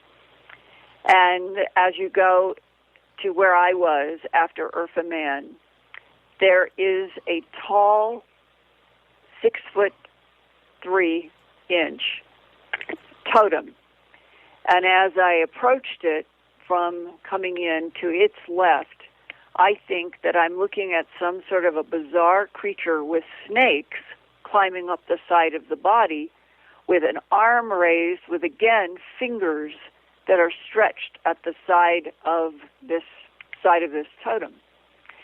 And I take those pictures and I come around in front of it, and I stood there for a moment just amazed, because from the side it was one thing, from the front it was completely different.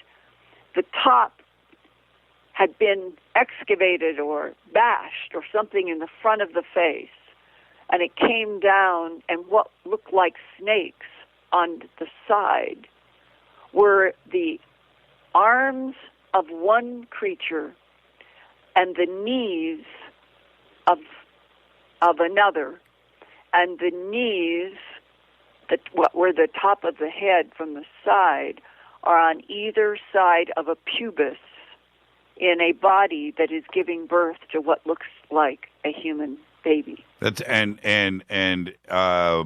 is that headless?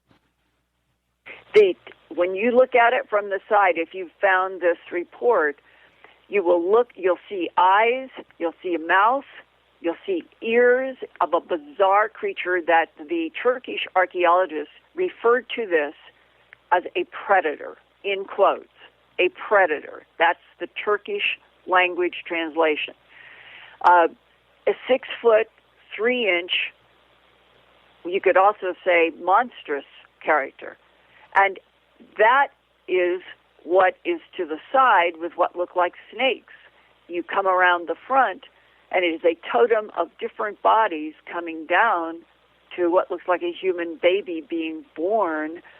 And as I stood there stunned even more by this than I was by Urfa Man, what went through my mind immediately was the document that the AFOSI agent Richard Doty had showed me at Kirtland Air Force Base here in Albuquerque on April 9th, 1983, when I was there thinking I was just getting names and addresses and phone numbers for witnesses of a military event up in Ellsworth Air Force Base in South Dakota, and instead he handed me pages from a drawer and said his superiors had asked me to see this, and that I could read it. I couldn't take notes, and he made me move to the middle of the room to read it. And one of the paragraphs in that briefing paper that said it was a briefing paper for the President of the United States of America on the subject of unidentified aerial craft, and it used throughout the this paper, unidentified aerial craft, unidentified aerial vehicles, sort of interchangeably rather than the acronym UFOs. And in one of the paragraphs, which I've never forgotten, it's emblazoned in my mind, it said, these extraterrestrial biological entities manipulated DNA in already evolving primates to create Homo sapien. The Latin was there, and it only had Homo sapien, not Homo sapien sapien. The current modern model of us that goes back 35 to 45,000 years ago, overlapping with Neanderthal, that's Homo sapien sapien Cro-Magnon. And Neanderthal was another species, and you keep going back 2 million years to Africa, and you get to the famous Lucy skeleton, where everything was supposed to have begun in terms of a primate, humanoid primate standing up, and that was about 2 million years ago, 1.8 million. So that was in a paper about extraterrestrial knowledge that the government was withholding from the public because of strict policies of denial, and that this one paragraph said that the extraterrestrials made Homo sapien, right, 2 million years.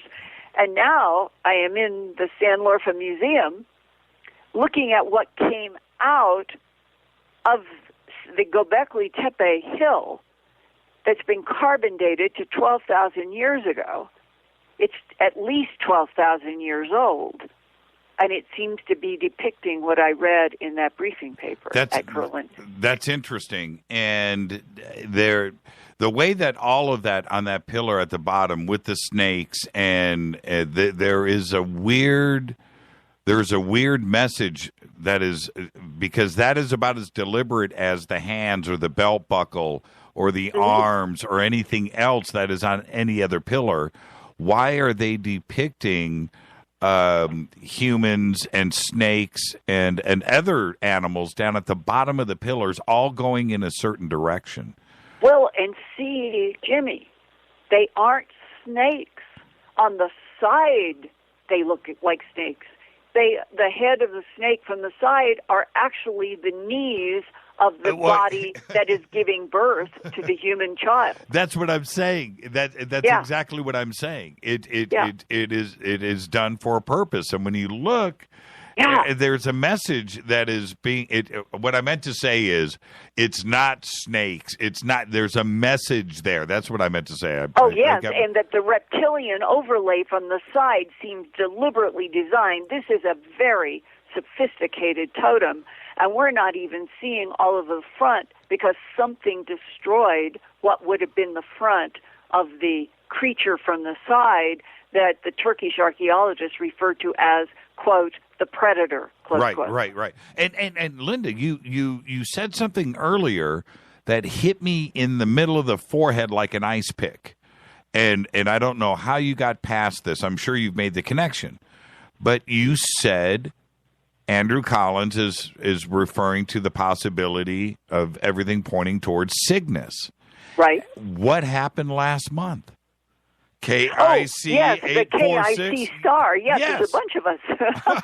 Yes, there's a bunch of us who have talked about Andrew Collins' hypothesis for the last 2 years, and he wrote in a book about his thinking that this is a soul link connection between Cygnus and this site on Earth. But in the KIC star discussion, it's better, if you want to continue to interview the astronomers about that fascinating discovery, to stick strictly to astronomy so far and not go out onto the still, it's highly speculative. Cygnus may or may not be the connection to Gobekli Tepe. It's fascinating that Andrew Collins hypothesizes that it is. And he was on the show. He was on the show about 2 months ago, and we were talking about Cygnus and Gobekli Tepe and the things that you talked to Andrew Collins about. And then what happened? KIC happens a month later. And he called it. I mean, let's not. That's too much of a coincidence. And if you think about all of the star systems out there, Out of all of them. Yeah, but KIC is not close to Cygnus. We're talking still multiple light years. It's 1,480 light years from Earth. And in a star map, where KIC is, would be sort of in between Cygnus and Orion. So you're talking about huge light years distances between those two constellations. But just the very fact that astronomers themselves on the star maps are referring to the location of KIC as between Cygnus and Orion caught some of our ears. Yeah, absolutely. And it's certainly in that general direction. Right? So, I mean, and if it does turn out to be a big structure and that whoever made it is maybe linked to whatever inspired all this stuff at Gobekli Tepe. But, there's another facet to this that I personally think is so important in considering us and this planet, and that is, if you go back to 12,000 and maybe earlier, as you were using 13, when you take the 4.6 billion years of our planet and the other planets in this solar system, and you look at what we know about ice ages and warm ages and so forth, and we've gone in and out of ice in parts of the Earth, some 4 times. It was like a icy snowball. But the last ice age started letting go 18,000 years ago. So it reached its peak 18,000 years ago. And then it started warming up. And it warmed up in a pretty generally continuous way until about 12,000 years ago. And during that period of time, even though there was ice, the ice in Europe did not extend down into the Mediterranean. It was dry and it was cold, but where Gobekli is in southern Turkey, that did not have ice on it. And in North America, the ice was largely in what we would call Canada going up to the Arctic. So now, if you say, what happened 11,000 to 12,000 years ago on this planet that might relate to this other astonishing fact that Klaus Schmidt confirmed, that Gobekli Tepe, in all of its 250, 300 huge pillars and rings with all of these artifacts, it gets built 12,000 years ago. And then for reasons unknown, according to Klaus Schmidt, the whole thing was covered up 1,000 years later. Exposed for 1,000 years, then covered up for the last, either, depending on where you start, 11,000 years. Right. What would have happened, and if they were ETs, it might explain how this was done, because the ability to neutralize gravity could have picked up any amount of a hill and deposited it over this location to preserve it.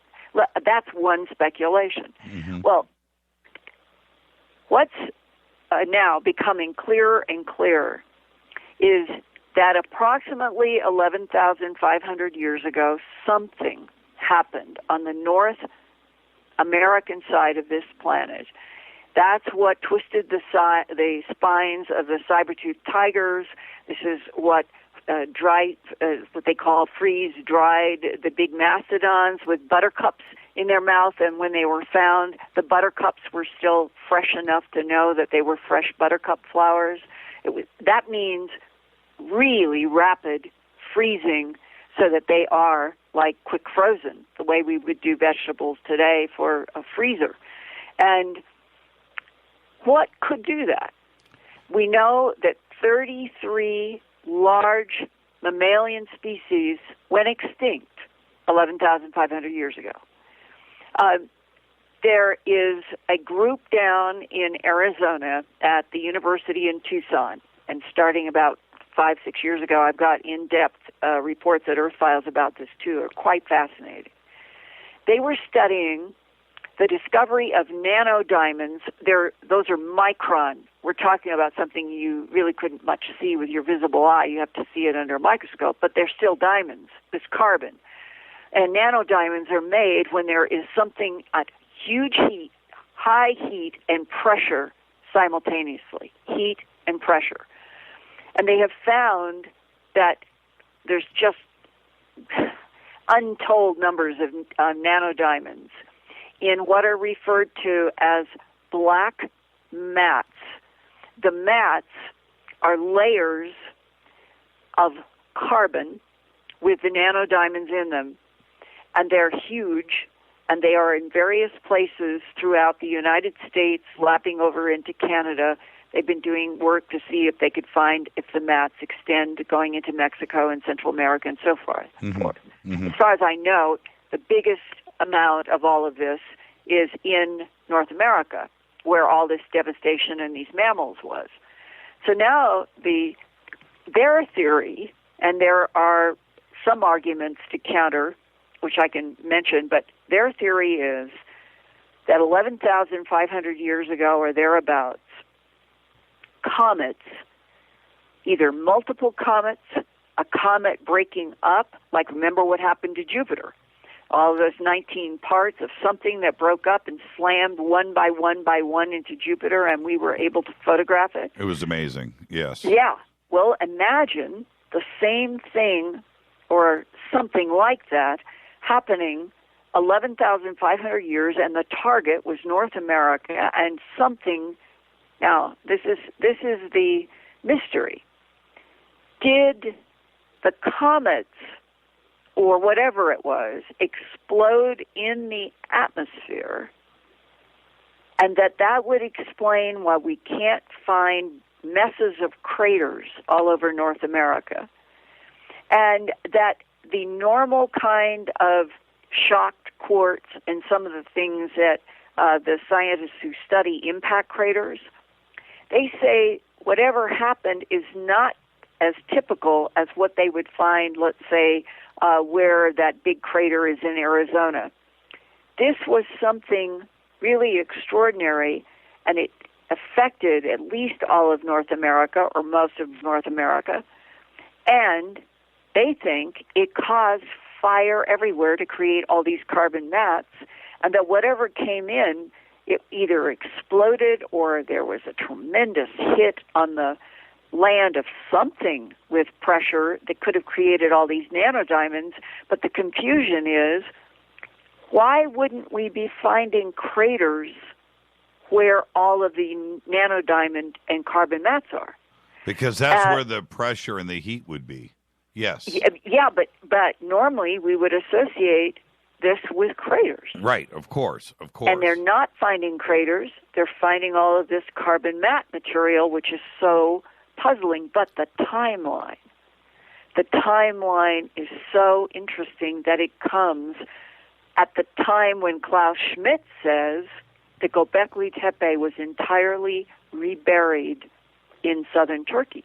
What if something knew that there was going to be some huge impact? And I know that people can say, well, if ETs are advanced enough to put structures around the sun and neutralize gravity, they sure as heck could vaporize or get rid of annoying comets and asteroids heading toward the planet. Well, maybe, maybe not. Maybe they can up to a point. Maybe they can't up to every point. Whatever it was, at the same time, Gobekli Tepe got covered up, and nobody knew about Gobekli Tepe at all until Klaus Schmidt began his very quiet, off-the-radar digging into that hill because it had such a peculiar shape. And that was 94 to 95, and there was not a headline, there was not a story, because he didn't want people to know. He didn't want to deal with publicity until late 2010. When I was growing up and I had heard these stories about, and I want to get right back to Gobekli Tepe, but you're absolutely right. When you hear these stories about mammoth and mastodons being found with green grass in their stomach, and they're flash frozen. Now, you have to put yourself in that moment. What happened where 1 second they're literally chewing on green vegetation, and then at that exact moment, they're frozen. And the frozen. Saber-toothed tigers, those were big, big animals. They have found more than one where think of their spine. Now, in your mind's eye, twist the spine. So one hand and the other hand are going 180 degrees away from each other. Twisting it like a wet towel. Exactly. Yes. And that was what happened to the spines of things like saber-toothed tigers. Doesn't that seem that they would have to have left the ground, their feet would have to have left the ground, they would have had to be up in the air, something like a tornado or a vortex or something grabbing hold of their bodies that was violent and snapping their spines in opposite direction. I mean, it's got to be something in the air, you would think. Yeah, something. I mean, it's what I'm going to do tomorrow right before Thanksgiving dinner, I can tell you that. But well, there's one more piece that they also have discovered along with the nanodiamonds, and that's iridium. And around this planet, generally, people who are studying impact craters and places where they think there's been some sort of asteroid or comet that's come in, iridium is a material that is linked to impacts from outer space. And that reinforces the idea that if there's iridium along with those nanodiamonds, something came in from outer space. But exactly what it was, that is a huge mystery. But maybe somebody at Gobekli Tepe knew what was going down, and they were able to cover 30 acres of all of those pillars. That's an interesting connection, and I have often thought, I've put forth this, and I've said this to Schock, and I've said this to Andrew Collins and other researchers that have been out there. I've said this to Graham Hancock, that they were preserving, and they were trying to make sure that today, that somebody else later on in the future would be able to find Gobekli Tepe perfect. I don't think they buried it so they could come back later and reuse it. They buried it for us. That's what they did, and they, there was a reason for it, and that's an interesting way to look at it. That they knew that death. It's like your last article, death from above, right? Right. Yeah, that's a whole other fascinating subject on a different time scale, but some of the same questions are raised. What exactly does this planet and this solar system go through on cyclic basis in timelines? Right. And different timelines that ends up causing extinctions. Yeah, and what about, if we think about it, and you kind of go back to the movie 2001, remember the monolith on the moon, and it was deliberately buried, right? That phrase, deliberately buried. And you put that kind of idea towards Gobekli Tepe, that it was deliberately buried. Maybe it's like a museum, if you could, use that kind of perspective on it, a time capsule, if you will. It was what they were doing then, and they wanted us to know exactly, so they preserved it exactly as it should be. And could it be that? Could it be a message from the past for us to figure out today? Well, there's another alternative, Jimmy. What's that? Some things on this planet, from Cheops to Gobekli Tepe to Tiwanaku and so forth, that they were made in stone to last for a long enough time for the makers to leave and come back and use them again. Yes. Yeah, that's interesting. And is that now? Yeah, and you think about, Puma Punku too as well in that same context. Yeah, that's wow, you just my frontal lobes just blew up onto my monitor. If you want one more thing that really, really stretches the mind, in doing this work with Professor Rampino at New York University on his paper that was in the Royal Astronomical, it's called the Monthly Letters of the Royal Astronomical Society, and it was that he has been working with a Dr. Caldera from Carnegie, and they have been painstakingly looking at the distribution of craters on this planet and where they are and timelines, and putting them on timelines. And their paper is putting forth that they think there's enough data now to say that every 26 to 30 million years there is an increase in volcanic activity, in earthquake, or probably quakes would go along with volcanoes, but with impact craters.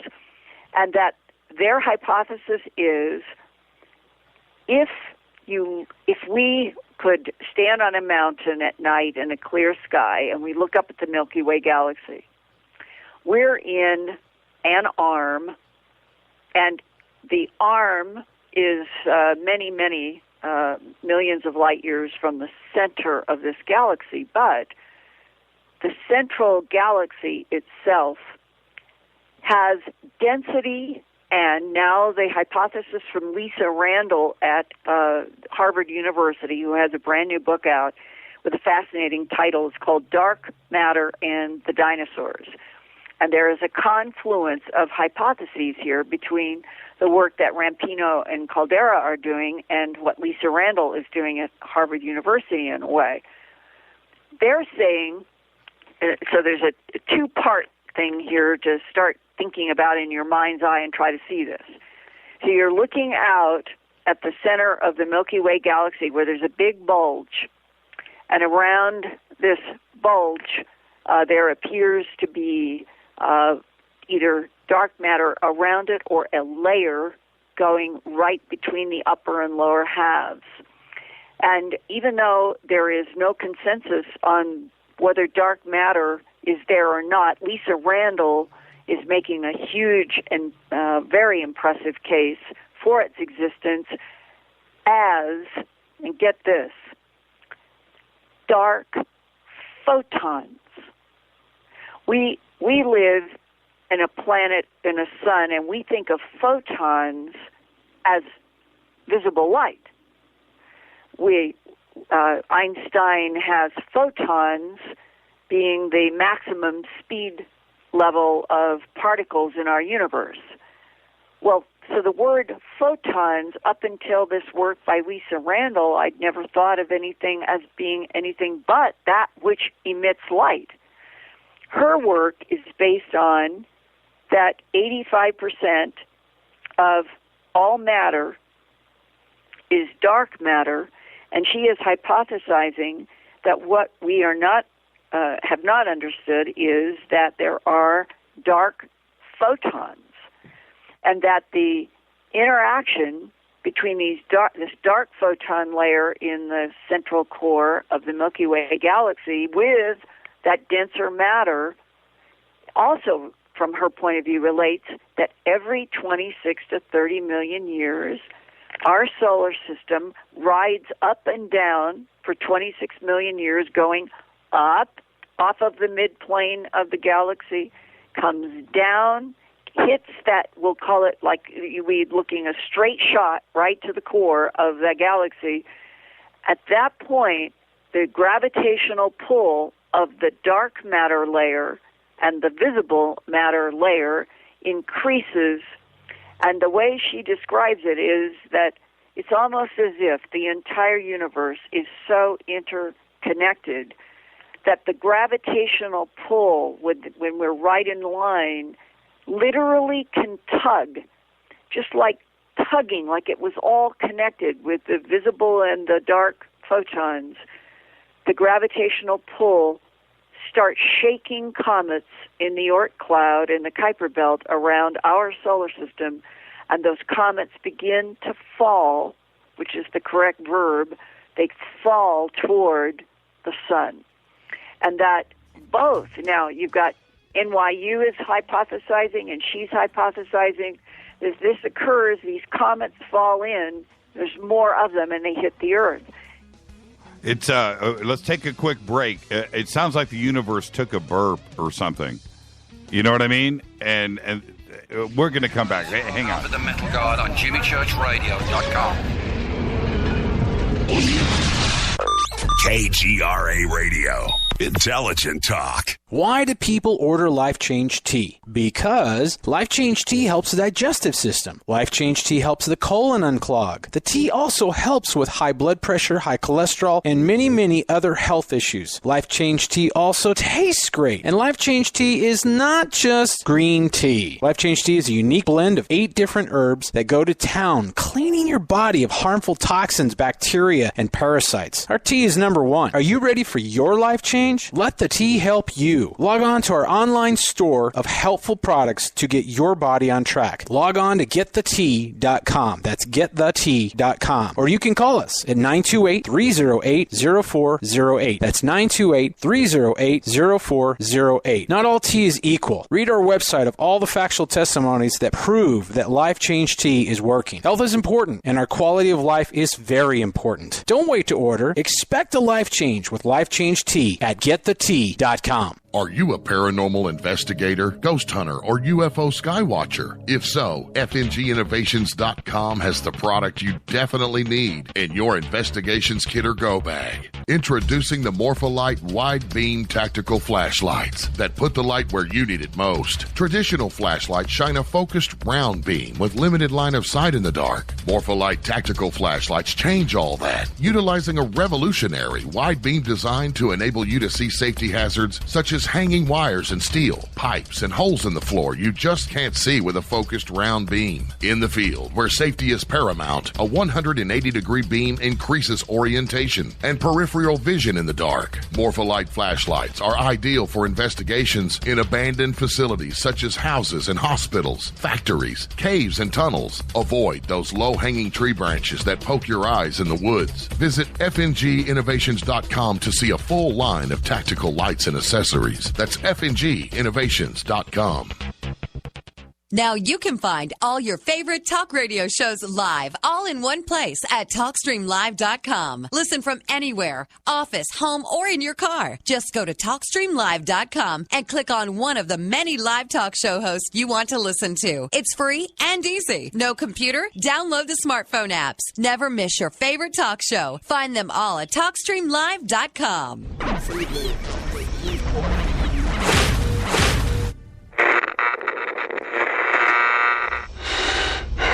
You want to know a secret? I love ponies. I really love ponies. I'm serious. I couldn't stay sane without ponies to brush. Why fade to black? Because you never got that pony, damn it. This is Fade to Black with Jimmy Church on the Game Changer Radio Network and KGRA, the Global Radio Alliance.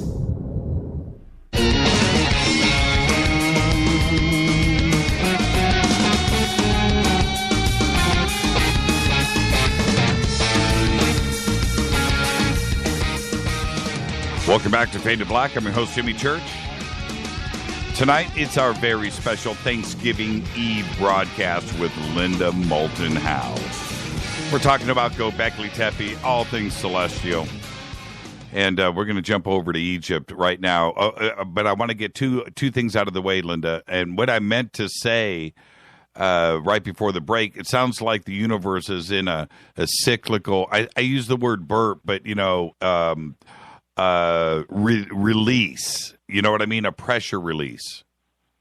Well, we're talking about our Milky Way galaxy, and there are hundreds of millions of galaxies in this universe. This is just our galaxy. Right. And that, and just to explain a little bit more, in an interview with Lisa Randall about this fascinating new book, she is trying to explain that while dark matter is invisible, it isn't completely undetectable.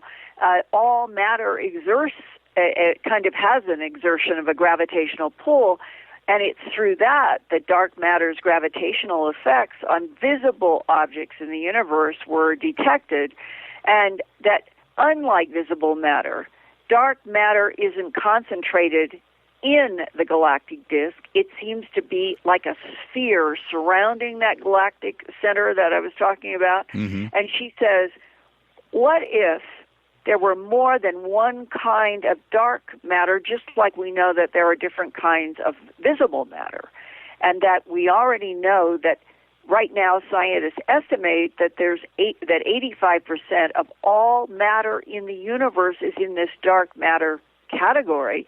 And so she raises this interesting question. She says, if there is a dark particle that is able to emit energy as ordinary matter does, it would cool and condense, naturally forming a rotating disk around the galactic center of the Milky Way galaxy. And she hypothesized that what the size would be is 100 times larger than a proton, and it would create this disk.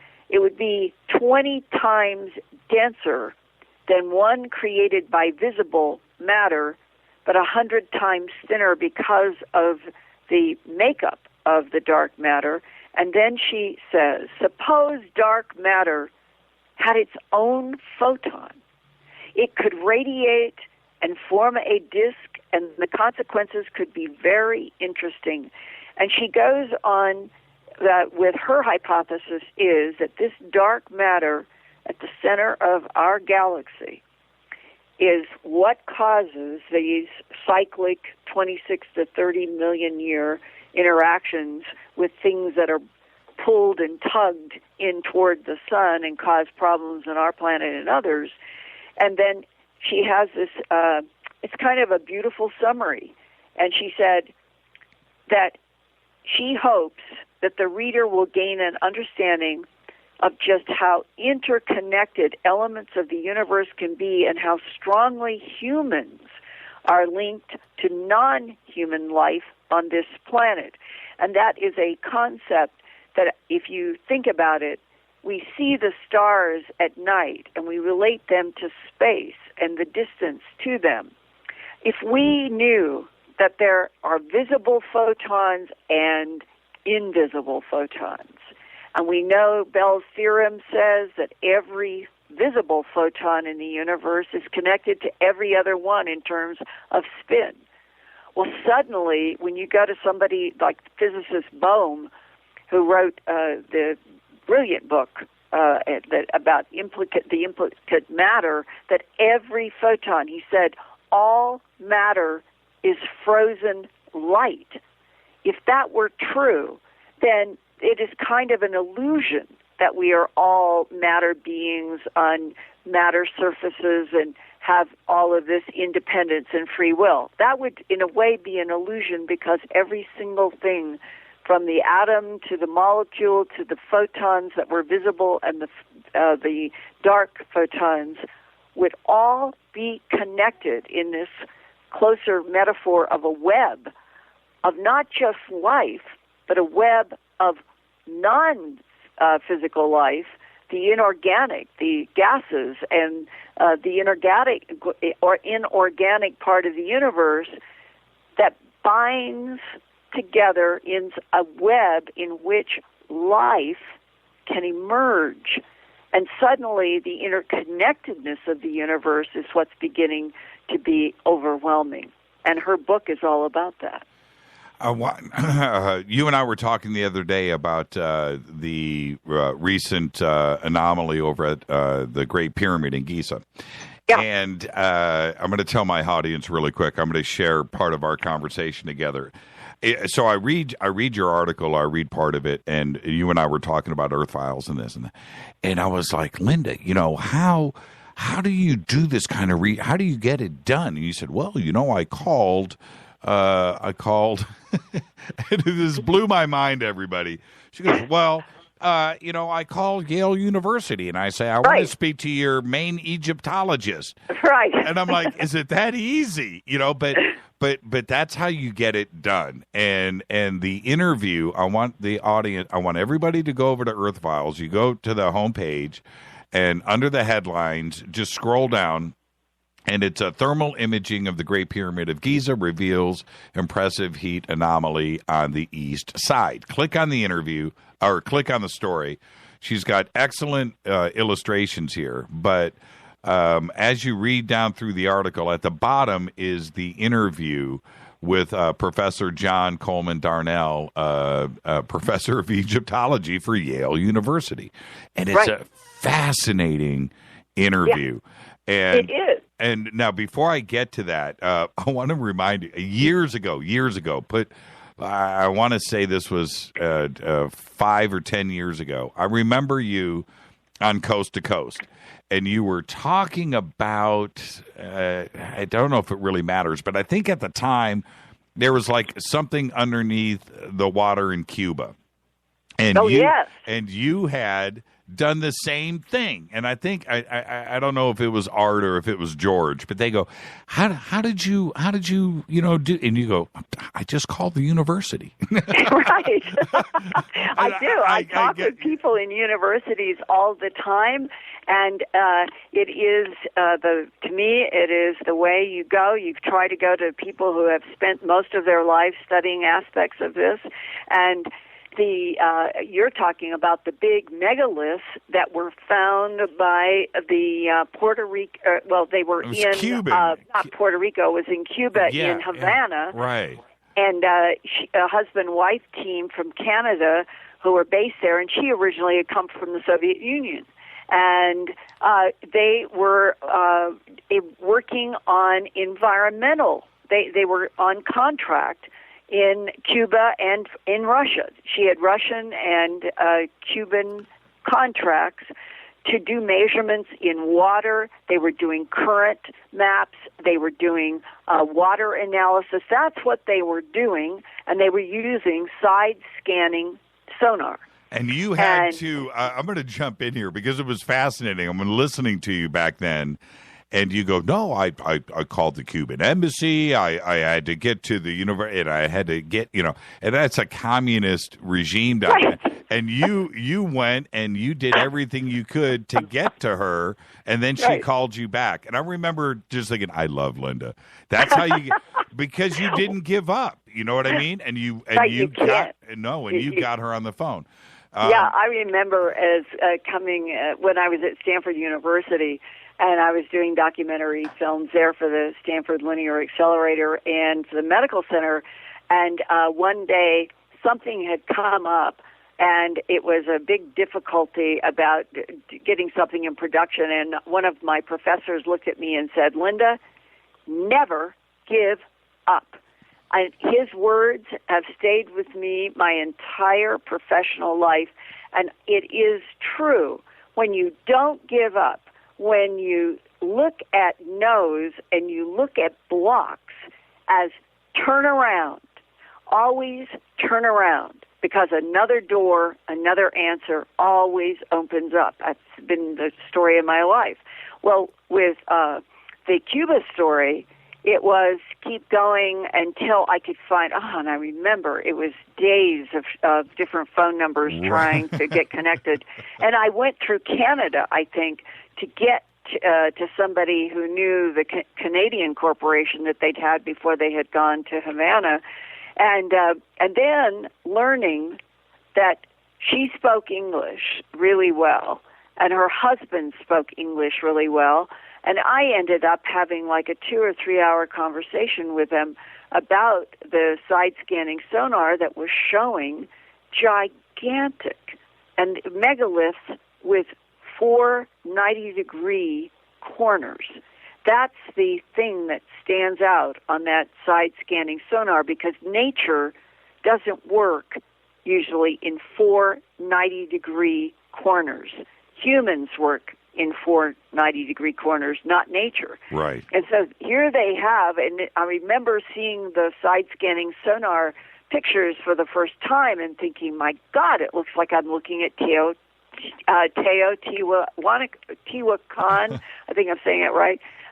There's Mexico and in Peru, but especially in Mexico, the great big, it has the pyramids that are step pyramids that are going along this big avenue in Mexico, near Mexico City, and that's what it reminded me of as I was looking at the side-scanning sonar. And then I began to learn that there was a geologist at the university that I tracked down through her help who had looked at the side-scanning sonar and had determined that they needed to get down there, and they went down finding that the currents were vicious, the temperature of the water is absolutely terribly cold, it was hard to control, and they did get some videotape, and this is the interesting thing. It was the University of in Havana. He was a I don't remember if he was a geophysicist or a geologist, but he was working for the Cuban government. And he told me that when he was looking at the videotape, it was Paulina Zalitsky. Right. That's who it is. Yes. Paulina, it just came up. It's like sometimes I have to go through file drawers while I'm talking to get to names I haven't thought about for a while, but they always come. Paulina Zalitsky had this video that she showed the geologist who said, we have to get down there and get a sample because this looks like granite. And I talked with that geologist who said there is no known granite anywhere in Cuba, the Yucatan Peninsula. If this is granite, as it looks like, he said, we've got something that's totally inexplicable. How could these big megalithic features be down? It was 1/2 mile down on the ocean floor. Well, in the video that she sent me to show me how strange it was, the camera that they were having a hard time controlling on that instrument that went down, you see what looks like a looping glyph. This is not maybe. This looks like not carved into the stone. It looks raised, and it loops. And it turns out that in the Etruscan world, and I have a whole bunch of Earth Files reports where I went back into Etruscan to find the symbol, and I've compared with the videotape and the frames from what Paulina and her husband were so excited about, because this is distinctly a symbol on some of this, what might be granite. Well, all of this is so exciting and so amazing, and nobody could explain how could it be a 1/2 mile down off of Cuba. And National Geographic was actually interested in doing this, and I called up a producer at National Geographic. I talked with her about the interviews that I was doing and that I wanted to know if National Geographic was going to fund getting down there with some other bigger equipment because of the currents and the difficulties. And for a while, National Geographic says we are seriously looking at this. We can't commit yet. Eventually, National Geographic, for reasons that are not known to Paulina Zalitsky, they dropped the proposal to fund what could have been a true breakthrough, because I think that geologist is right. If they had gone down with some sort of a bathysphere that could have done drilling, if they were able to confirm that that was granite, I mean, how in the world would you explain it? It'd be another Gobekli Tepe. Exactly. Yes. You get it. Yes. And then is, what in the world is it doing 1/2 mile down off the tip of Cuba? Yeah, it seems, and that story, Linda, got squashed. Well, yes, and the last time I talked with her, I've talked with Paulina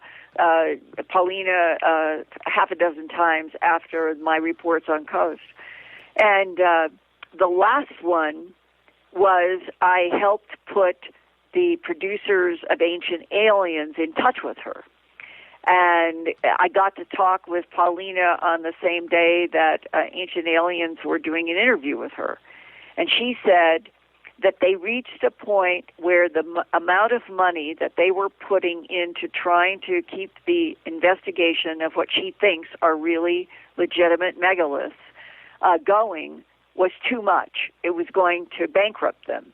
So they switched back to the science that they were doing when they started, and then they were doing other projects, and so she had left it entirely. She said, if somebody legitimately comes up with the money to investigate, I would be first in line wanting to do it, but we can't afford to completely destroy our lives trying to do something that we think is serious, but we can't afford the amount of money it takes to get equipment that can deal with those currents. You can check with people and scientists who know what that is like. That when you go down a half a mile off the coast, it's the south, I think it's the southwestern tip, you are in really vicious currents.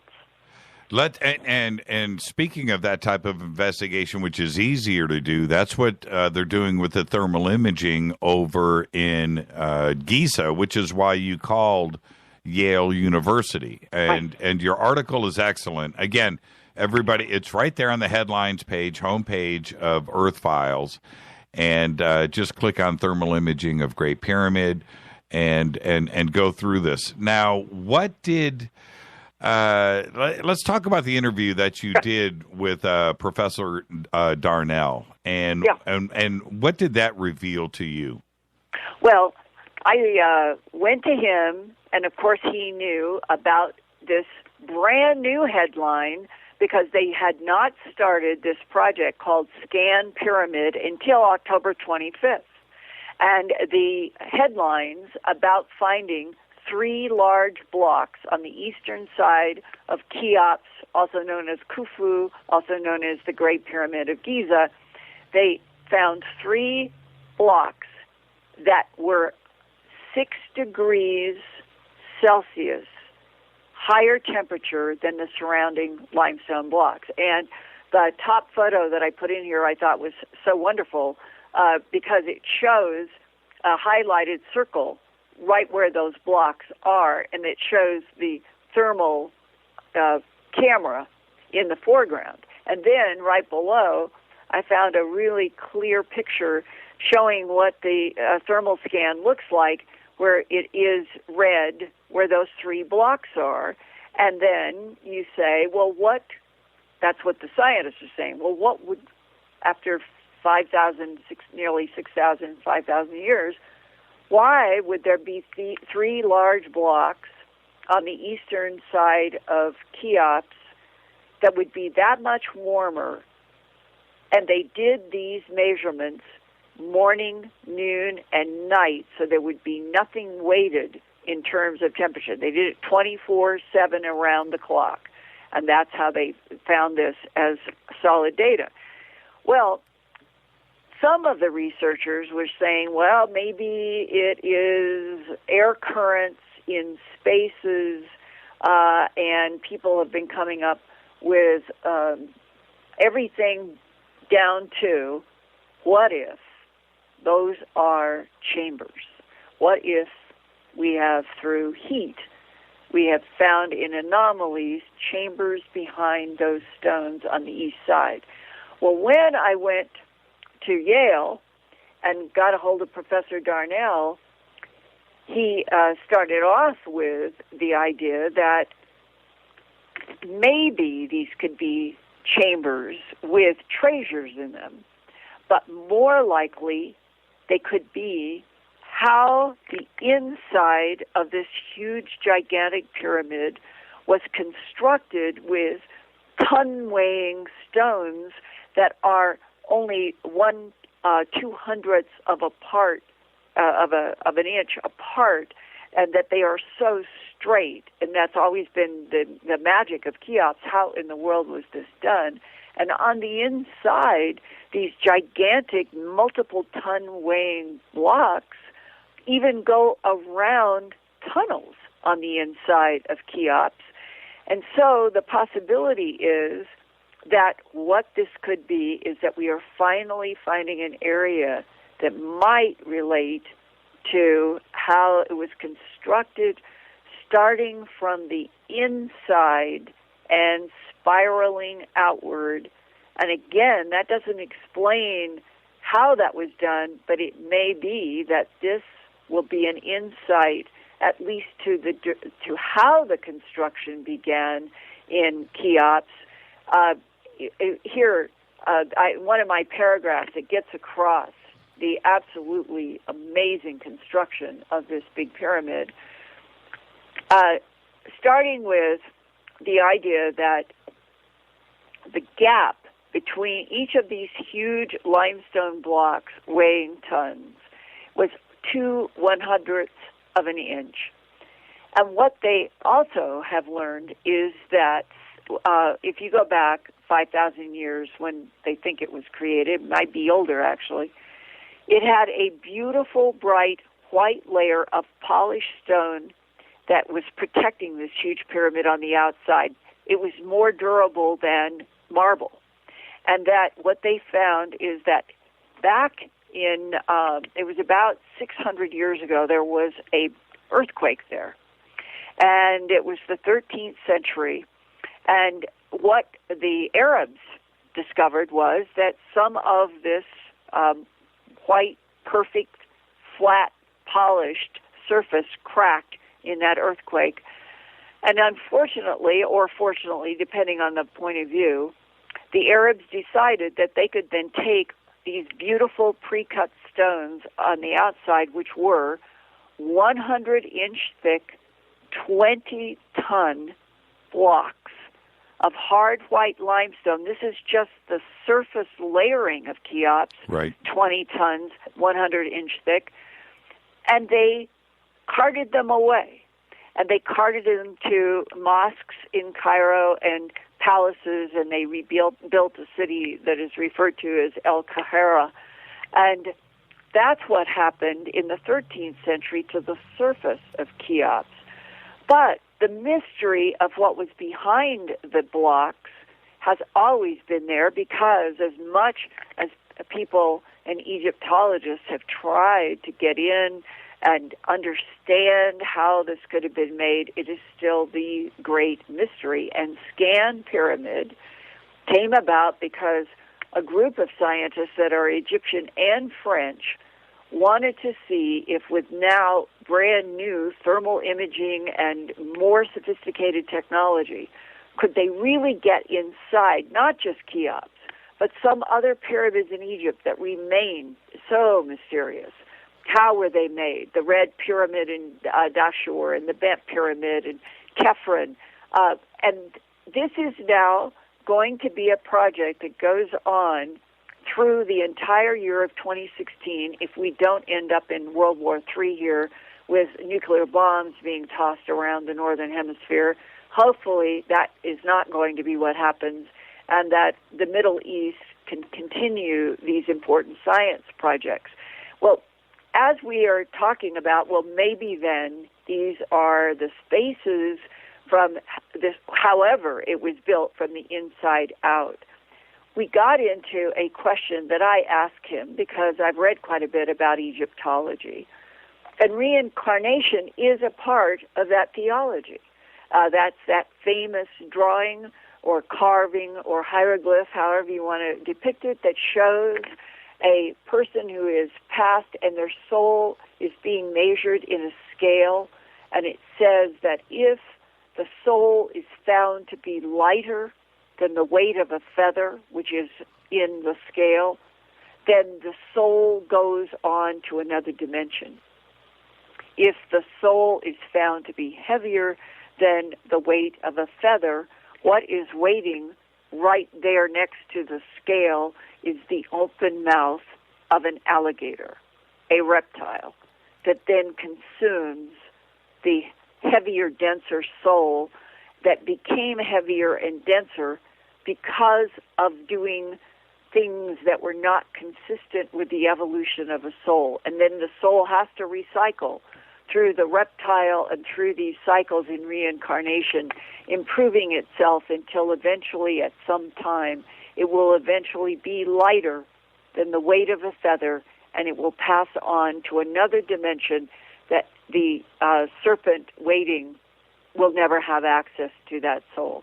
And so we started talking about that. Yeah, Linda, let's hold it right there. Let's take our last quick break, and then we'll finish this thought when we come back. And then I'm going to ask you your opinion about these 3 blocks and the fact that they're at the base of the pyramid and not in the middle. We'll talk more about this when we come back tonight. Linda Moulton Howe, our special Thanksgiving Eve broadcast. I'm your host, Jimmy Church. This is Fade to Black.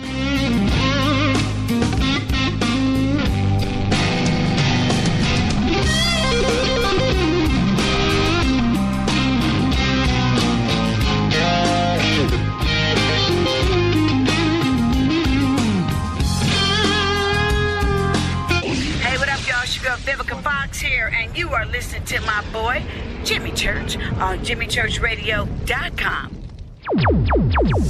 Despite popular opinion, reading a book will not make you smarter.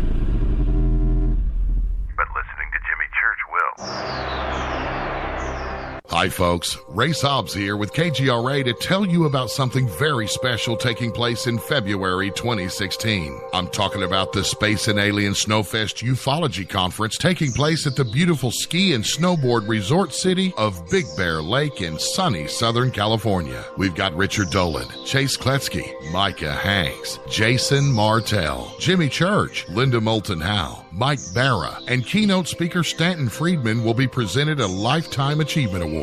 George Norrie and his producer Tom Danheiser from Coast to Coast AM Live will be with us all weekend. After the hectic holidays, gift yourself a retreat on top of the world the first weekend in February 2016 with a one-of-a-kind ufology event featuring some of the top minds in the field. Take advantage and book your lodging early and get your tickets now and register at aliensnowfest.com. I'll be there. Don't miss out. All right, you Fadernauts. Studio Dome has done it once again. A new Studio Dome Fadernaut special. Introducing the Studio Dome Boom Box Bluetooth speaker. It's got a rear-firing bass film subwoofer and dual 52mm main speakers. You'll never listen to your tablet or cell phone speakers again. Just click on the Studio Dome banner, use the promo code Jimmy, and you'll get the SBB for $49 and free shipping. And get a Buddy 4-port USB charger for free. That's a $19.99 value right there. And they'll throw in a Buddy in the box. It's the best deal on the net anywhere. Just go to JimmyChurchRadio.com, click on the Studio Dome banner, enter the promo code Jimmy, Gobekli Tepe. Erica, Brittany, Gabby, and you're listening to JimmyChurchRadio.com. It's not a lifestyle we chose. We were born this way. KGRARadio.com.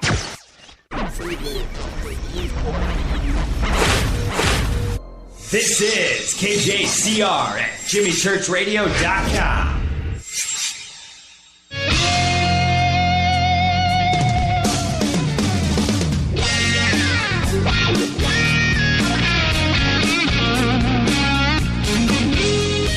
Welcome back to Fade to Black. Tonight, Linda Moulton Howe is right here on Thanksgiving Eve. Fascinating conversation. We covered Gobekli Tepe, all aspects of it. I had one more point I wanted to make about the Ufer man, and maybe we'll get back to that. Linda, there was one thing. I want everybody to go and listen to this interview with Professor Darnell. You need to check it out because he said one thing there, and I know it must have stopped you in your tracks, but I'm quoting here when he's talking about the construction of the pyramid. And your question was about, fitting precisely, the blocks. Right. But his answer was the pyramid itself, yeah, it's incredible. that they did it, and it would be great to know how they did it.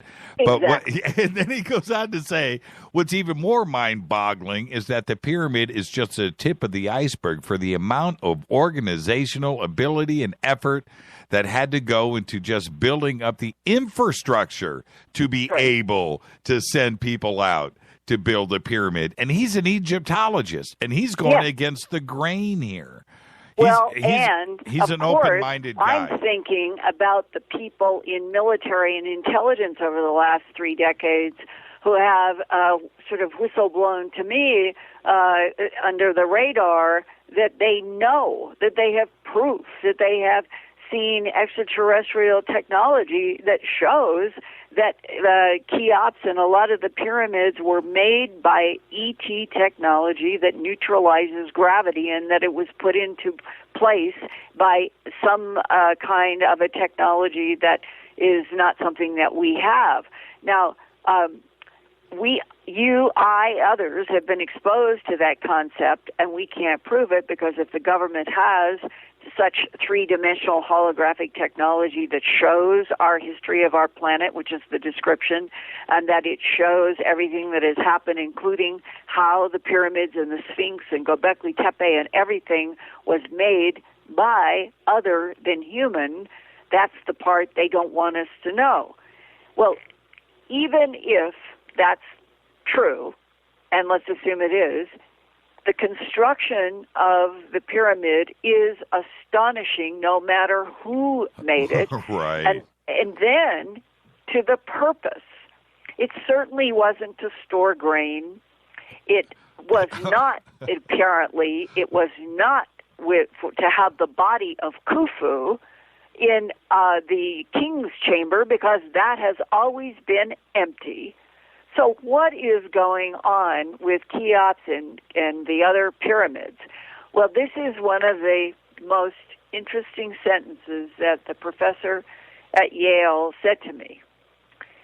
We were talking about recycling of souls, and he was explaining the opening of the mouth ceremony with where the mummified body undergoes this ritual, so that essentially the mouth of the mummy becomes the conduit.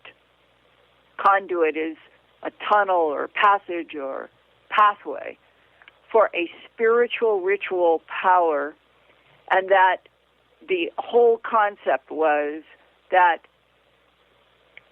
for Egyptians, death is just a change of venue. You are going past that crocodile, or you're going past that lotus, or you are going, whatever the metaphor is, you're going to another dimension. It was so much a part of living and dying, the passage from the living consciousness to the death consciousness, in that the pyramid itself in the construction may be a soul recycling machine.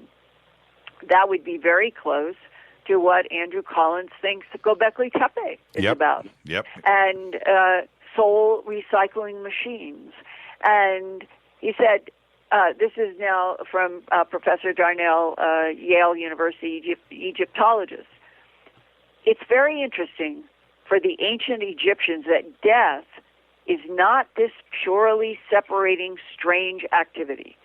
For them, it goes without saying that just because you are dead, it doesn't mean you don't have an interest in your family and your descendants and they and you.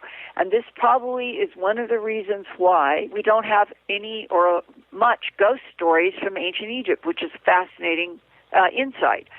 We have a few things that kind of qualify, but the truth is that the mummification was to create a conduit for the spiritual ritual power to recycle between the phase that we would call living life and the phase that we would call the journey of death.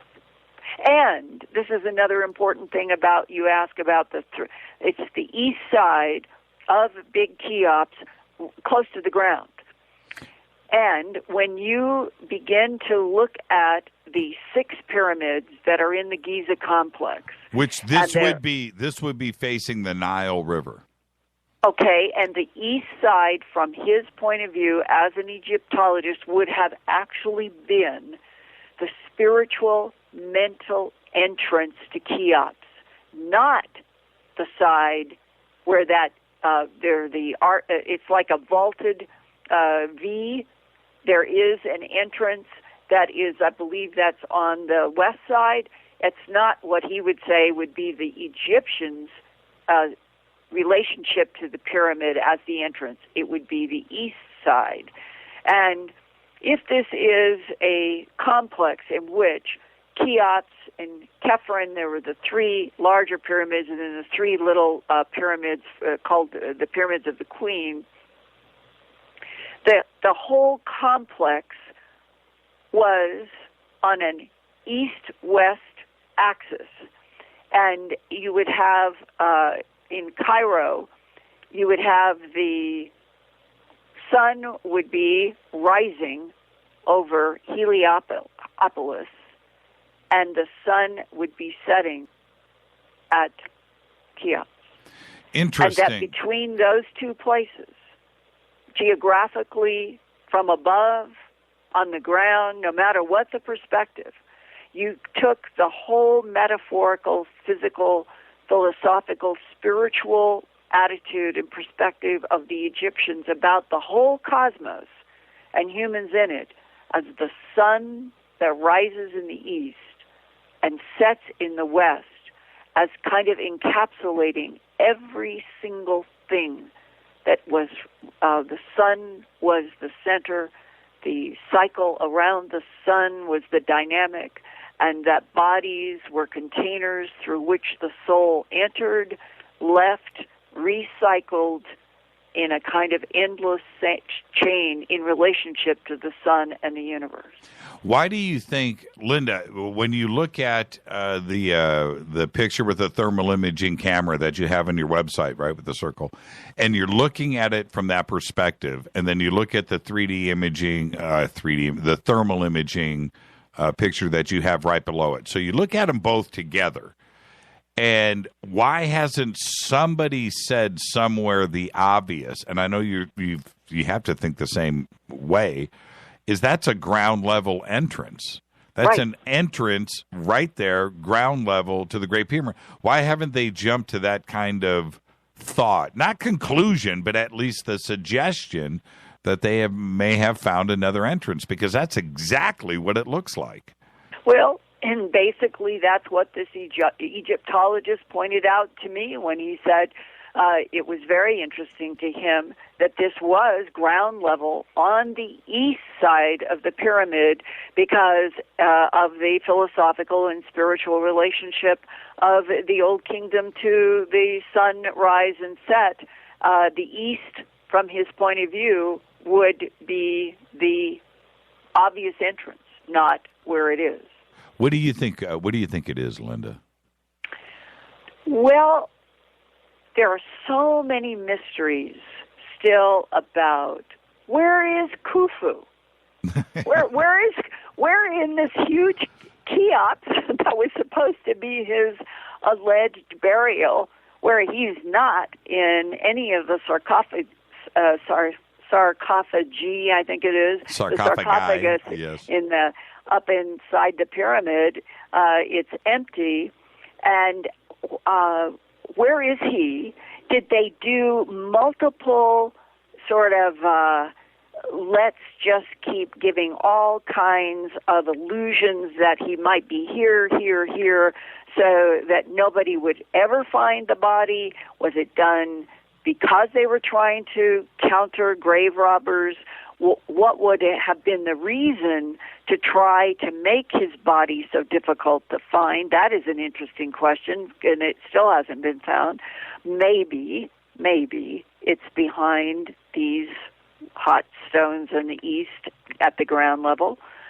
They also have thermal anomalies up in the middle of Cheops. They were not as great as these down at the ground level on the east side, but they're still mysterious. So that means that scan pyramid that set out with the goal of let's see if we can try to solve some mysteries about construction and other things, and maybe find out where some of these missing bodies are from the last 5,000 years. Who knows? The big question is, when will the current man in charge of antiquities in Egypt allow anything more to happen than thermal examination? In other words, they'll never know until somebody says, "Okay, let's now go into let's move the blocks." And that is a big deal for Egyptian antiquities. I was talking with Von Daniken at Contact in the Desert last summer. We sat down and talked for a couple hours over a great glass of red Cabernet, and he was telling me that with all of the work that he's done, and he has certain things that he would like to test in Cairo, that the whole Egyptian Antiquities Department has moved in to a whole new phase of they won't sign off on doing anything, and meaning a physical intrusion. And Von Daniken is very frustrated. Well, how long will Scan Pyramid, if it's going to go for 2016, and then at the end of 2016, if the Egyptian Antiquities Department says, well, this is what we've learned, but we're not going to go any further in through those stones, then it will be almost like an academic exercise. It will take the okay to get to literally, if they can do it, I guess, try to remove, and they don't want to do that. You'd have to remove the stones to see what was behind them. And then we have, and you hit the nail on the head. Now we have what's going on over at King Tut's tomb. Yeah, exactly. Same issue. Nefertiti, is she hiding in there? Right. Could Tutankhamun have actually been buried in Cheops and somebody else buried over there because it was a hastily put together, and was that all made to look like it was thrown together so nobody would ever find Nefertiti was there? Tutankhamun might be there somewhere. Khufu might be over there instead of in the Cheops. I mean, why did they play all of these shell games? Where is the shell with the P in it, really? And that is where we are right now with all of these investigations, which it makes not only the current day relationship with understanding the Middle East and all of its history with the rest of the world fascinating, but my heavens, Jimmy, when you go back and you think, was it just entirely Homo sapien that was building, terraforming, and starting Sphinx, the Gobekli before? In other words, there have been layers in time where it seems to me that it's more logical that there were non-humans inhabiting this earth, terraforming it, doing all kinds of things with technologies and machines, and then they have left. And that we humans are sort of like mimickers and discoverers of civilizations that have been here before. You're exactly right. And I was talking to John Anthony West, and he told me to tell you hello, by the way. Oh, yeah, he's the coolest guy. Yeah, he's the best. He's going to be 84, Linda. Yeah, God bless. Well, we should not let numbers slow us down or change anything. It doesn't affect him one bit, that's for sure. But I was talking to him about this subject last night, and that is, it just seems, and you're absolutely right, 7,000 years prior to Egypt and Giza and those the dynastic start of Egypt, Gobekli Tepe happened. But it's not a coincidence that all of this is in the same geographical area. We're not talking about southern Argentina. Right. Okay? Now, but it seems like the Egyptians hit the ground running with tremendous knowledge. They popped up out of nowhere. And the fact that Gobekli Tepe is 7,000 years prior, but is directly to the north, it is not far away. It's walking distance. Take you a couple of years, but it's right there. And the Egyptians had a jump start, and they got it from somewhere, Linda.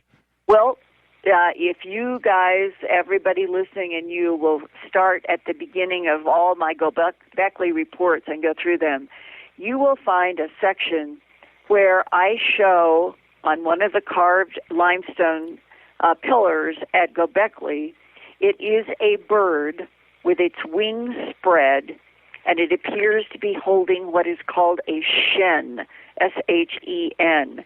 The shen in Egyptology, 7,000 years later in time, same kind of bird known as nekbet, and holding the shen, or it is like a circle, and sometimes it has a tangent on one side. It's a ring with a line on it, and sometimes they don't show the vertical as a tangent on the ring. That is, nekbet is the Egyptian version of what I'm now going to describe that was 7,000 years earlier on this pillar in Gobekli Tepe. It looks like the same kind of bird, even in the same kind of pattern. It is holding a ring. The bird is right above a scorpion, and it is clear that Gobekli preceded with we'll call it a hieroglyph or an image that didn't pop up until 7,000 years later in Egypt. Now, in Egypt, the nekbet and that shen, the shen was the oval that went around the names of kings and queens. When you get a cartouche and it is inside of an oval, that shen, that ring, that circle around a name was to protect that person, that soul, that spirit, that name into infinity. That was its function. That's what it was to do. Well, in Gobekli Tepe, it's the same bird. It's got a ring. It's holding it.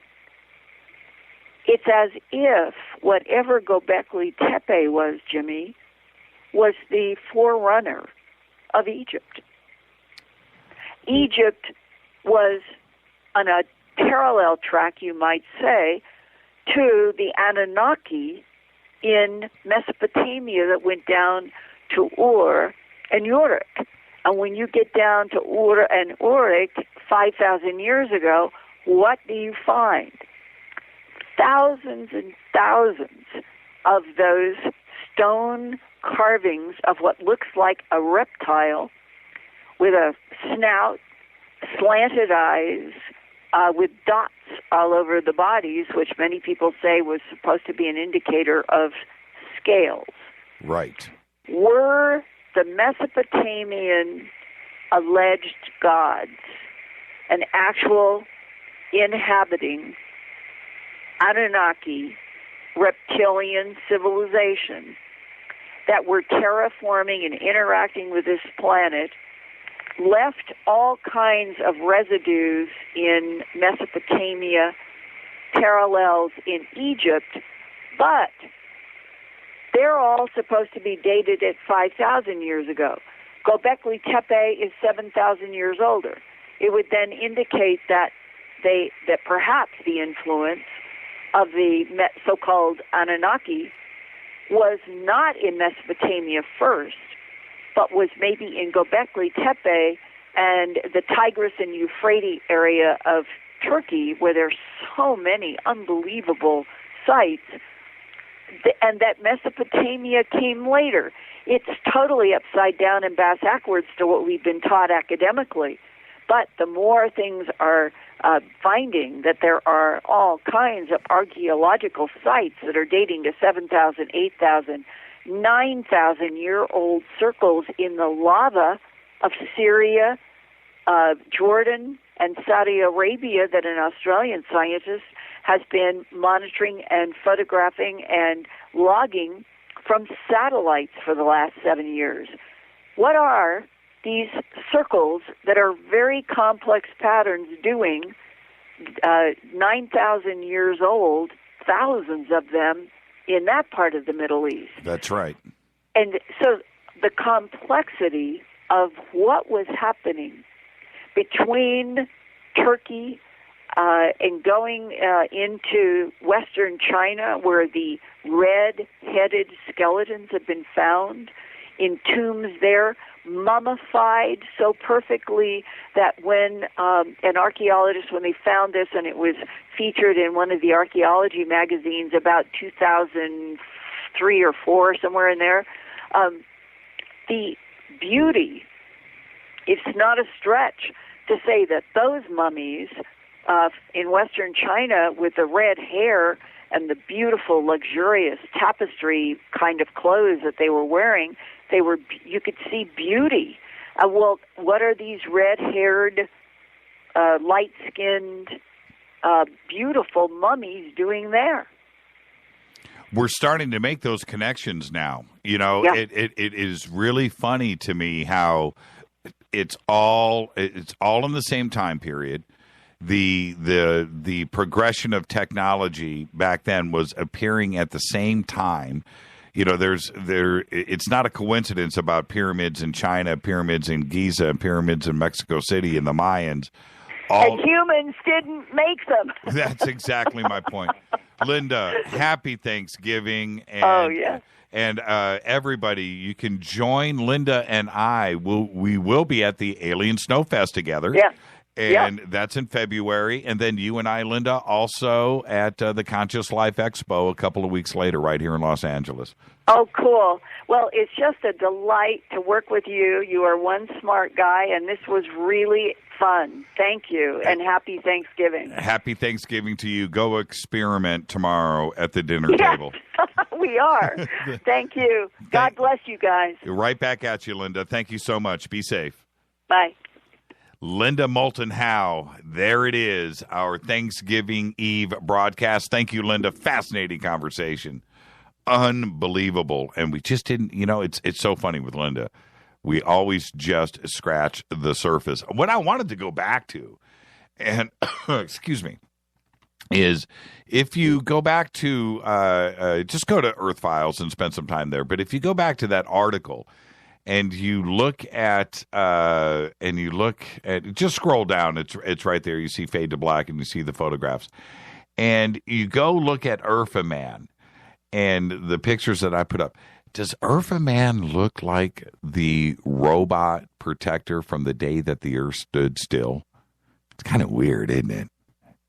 Just go look that stoic look on his face. It's fascinating. And the other thing with Urfa Man, and I've got to get out of here, we are up against it, is that V-neck, the double row V-neck around his neck.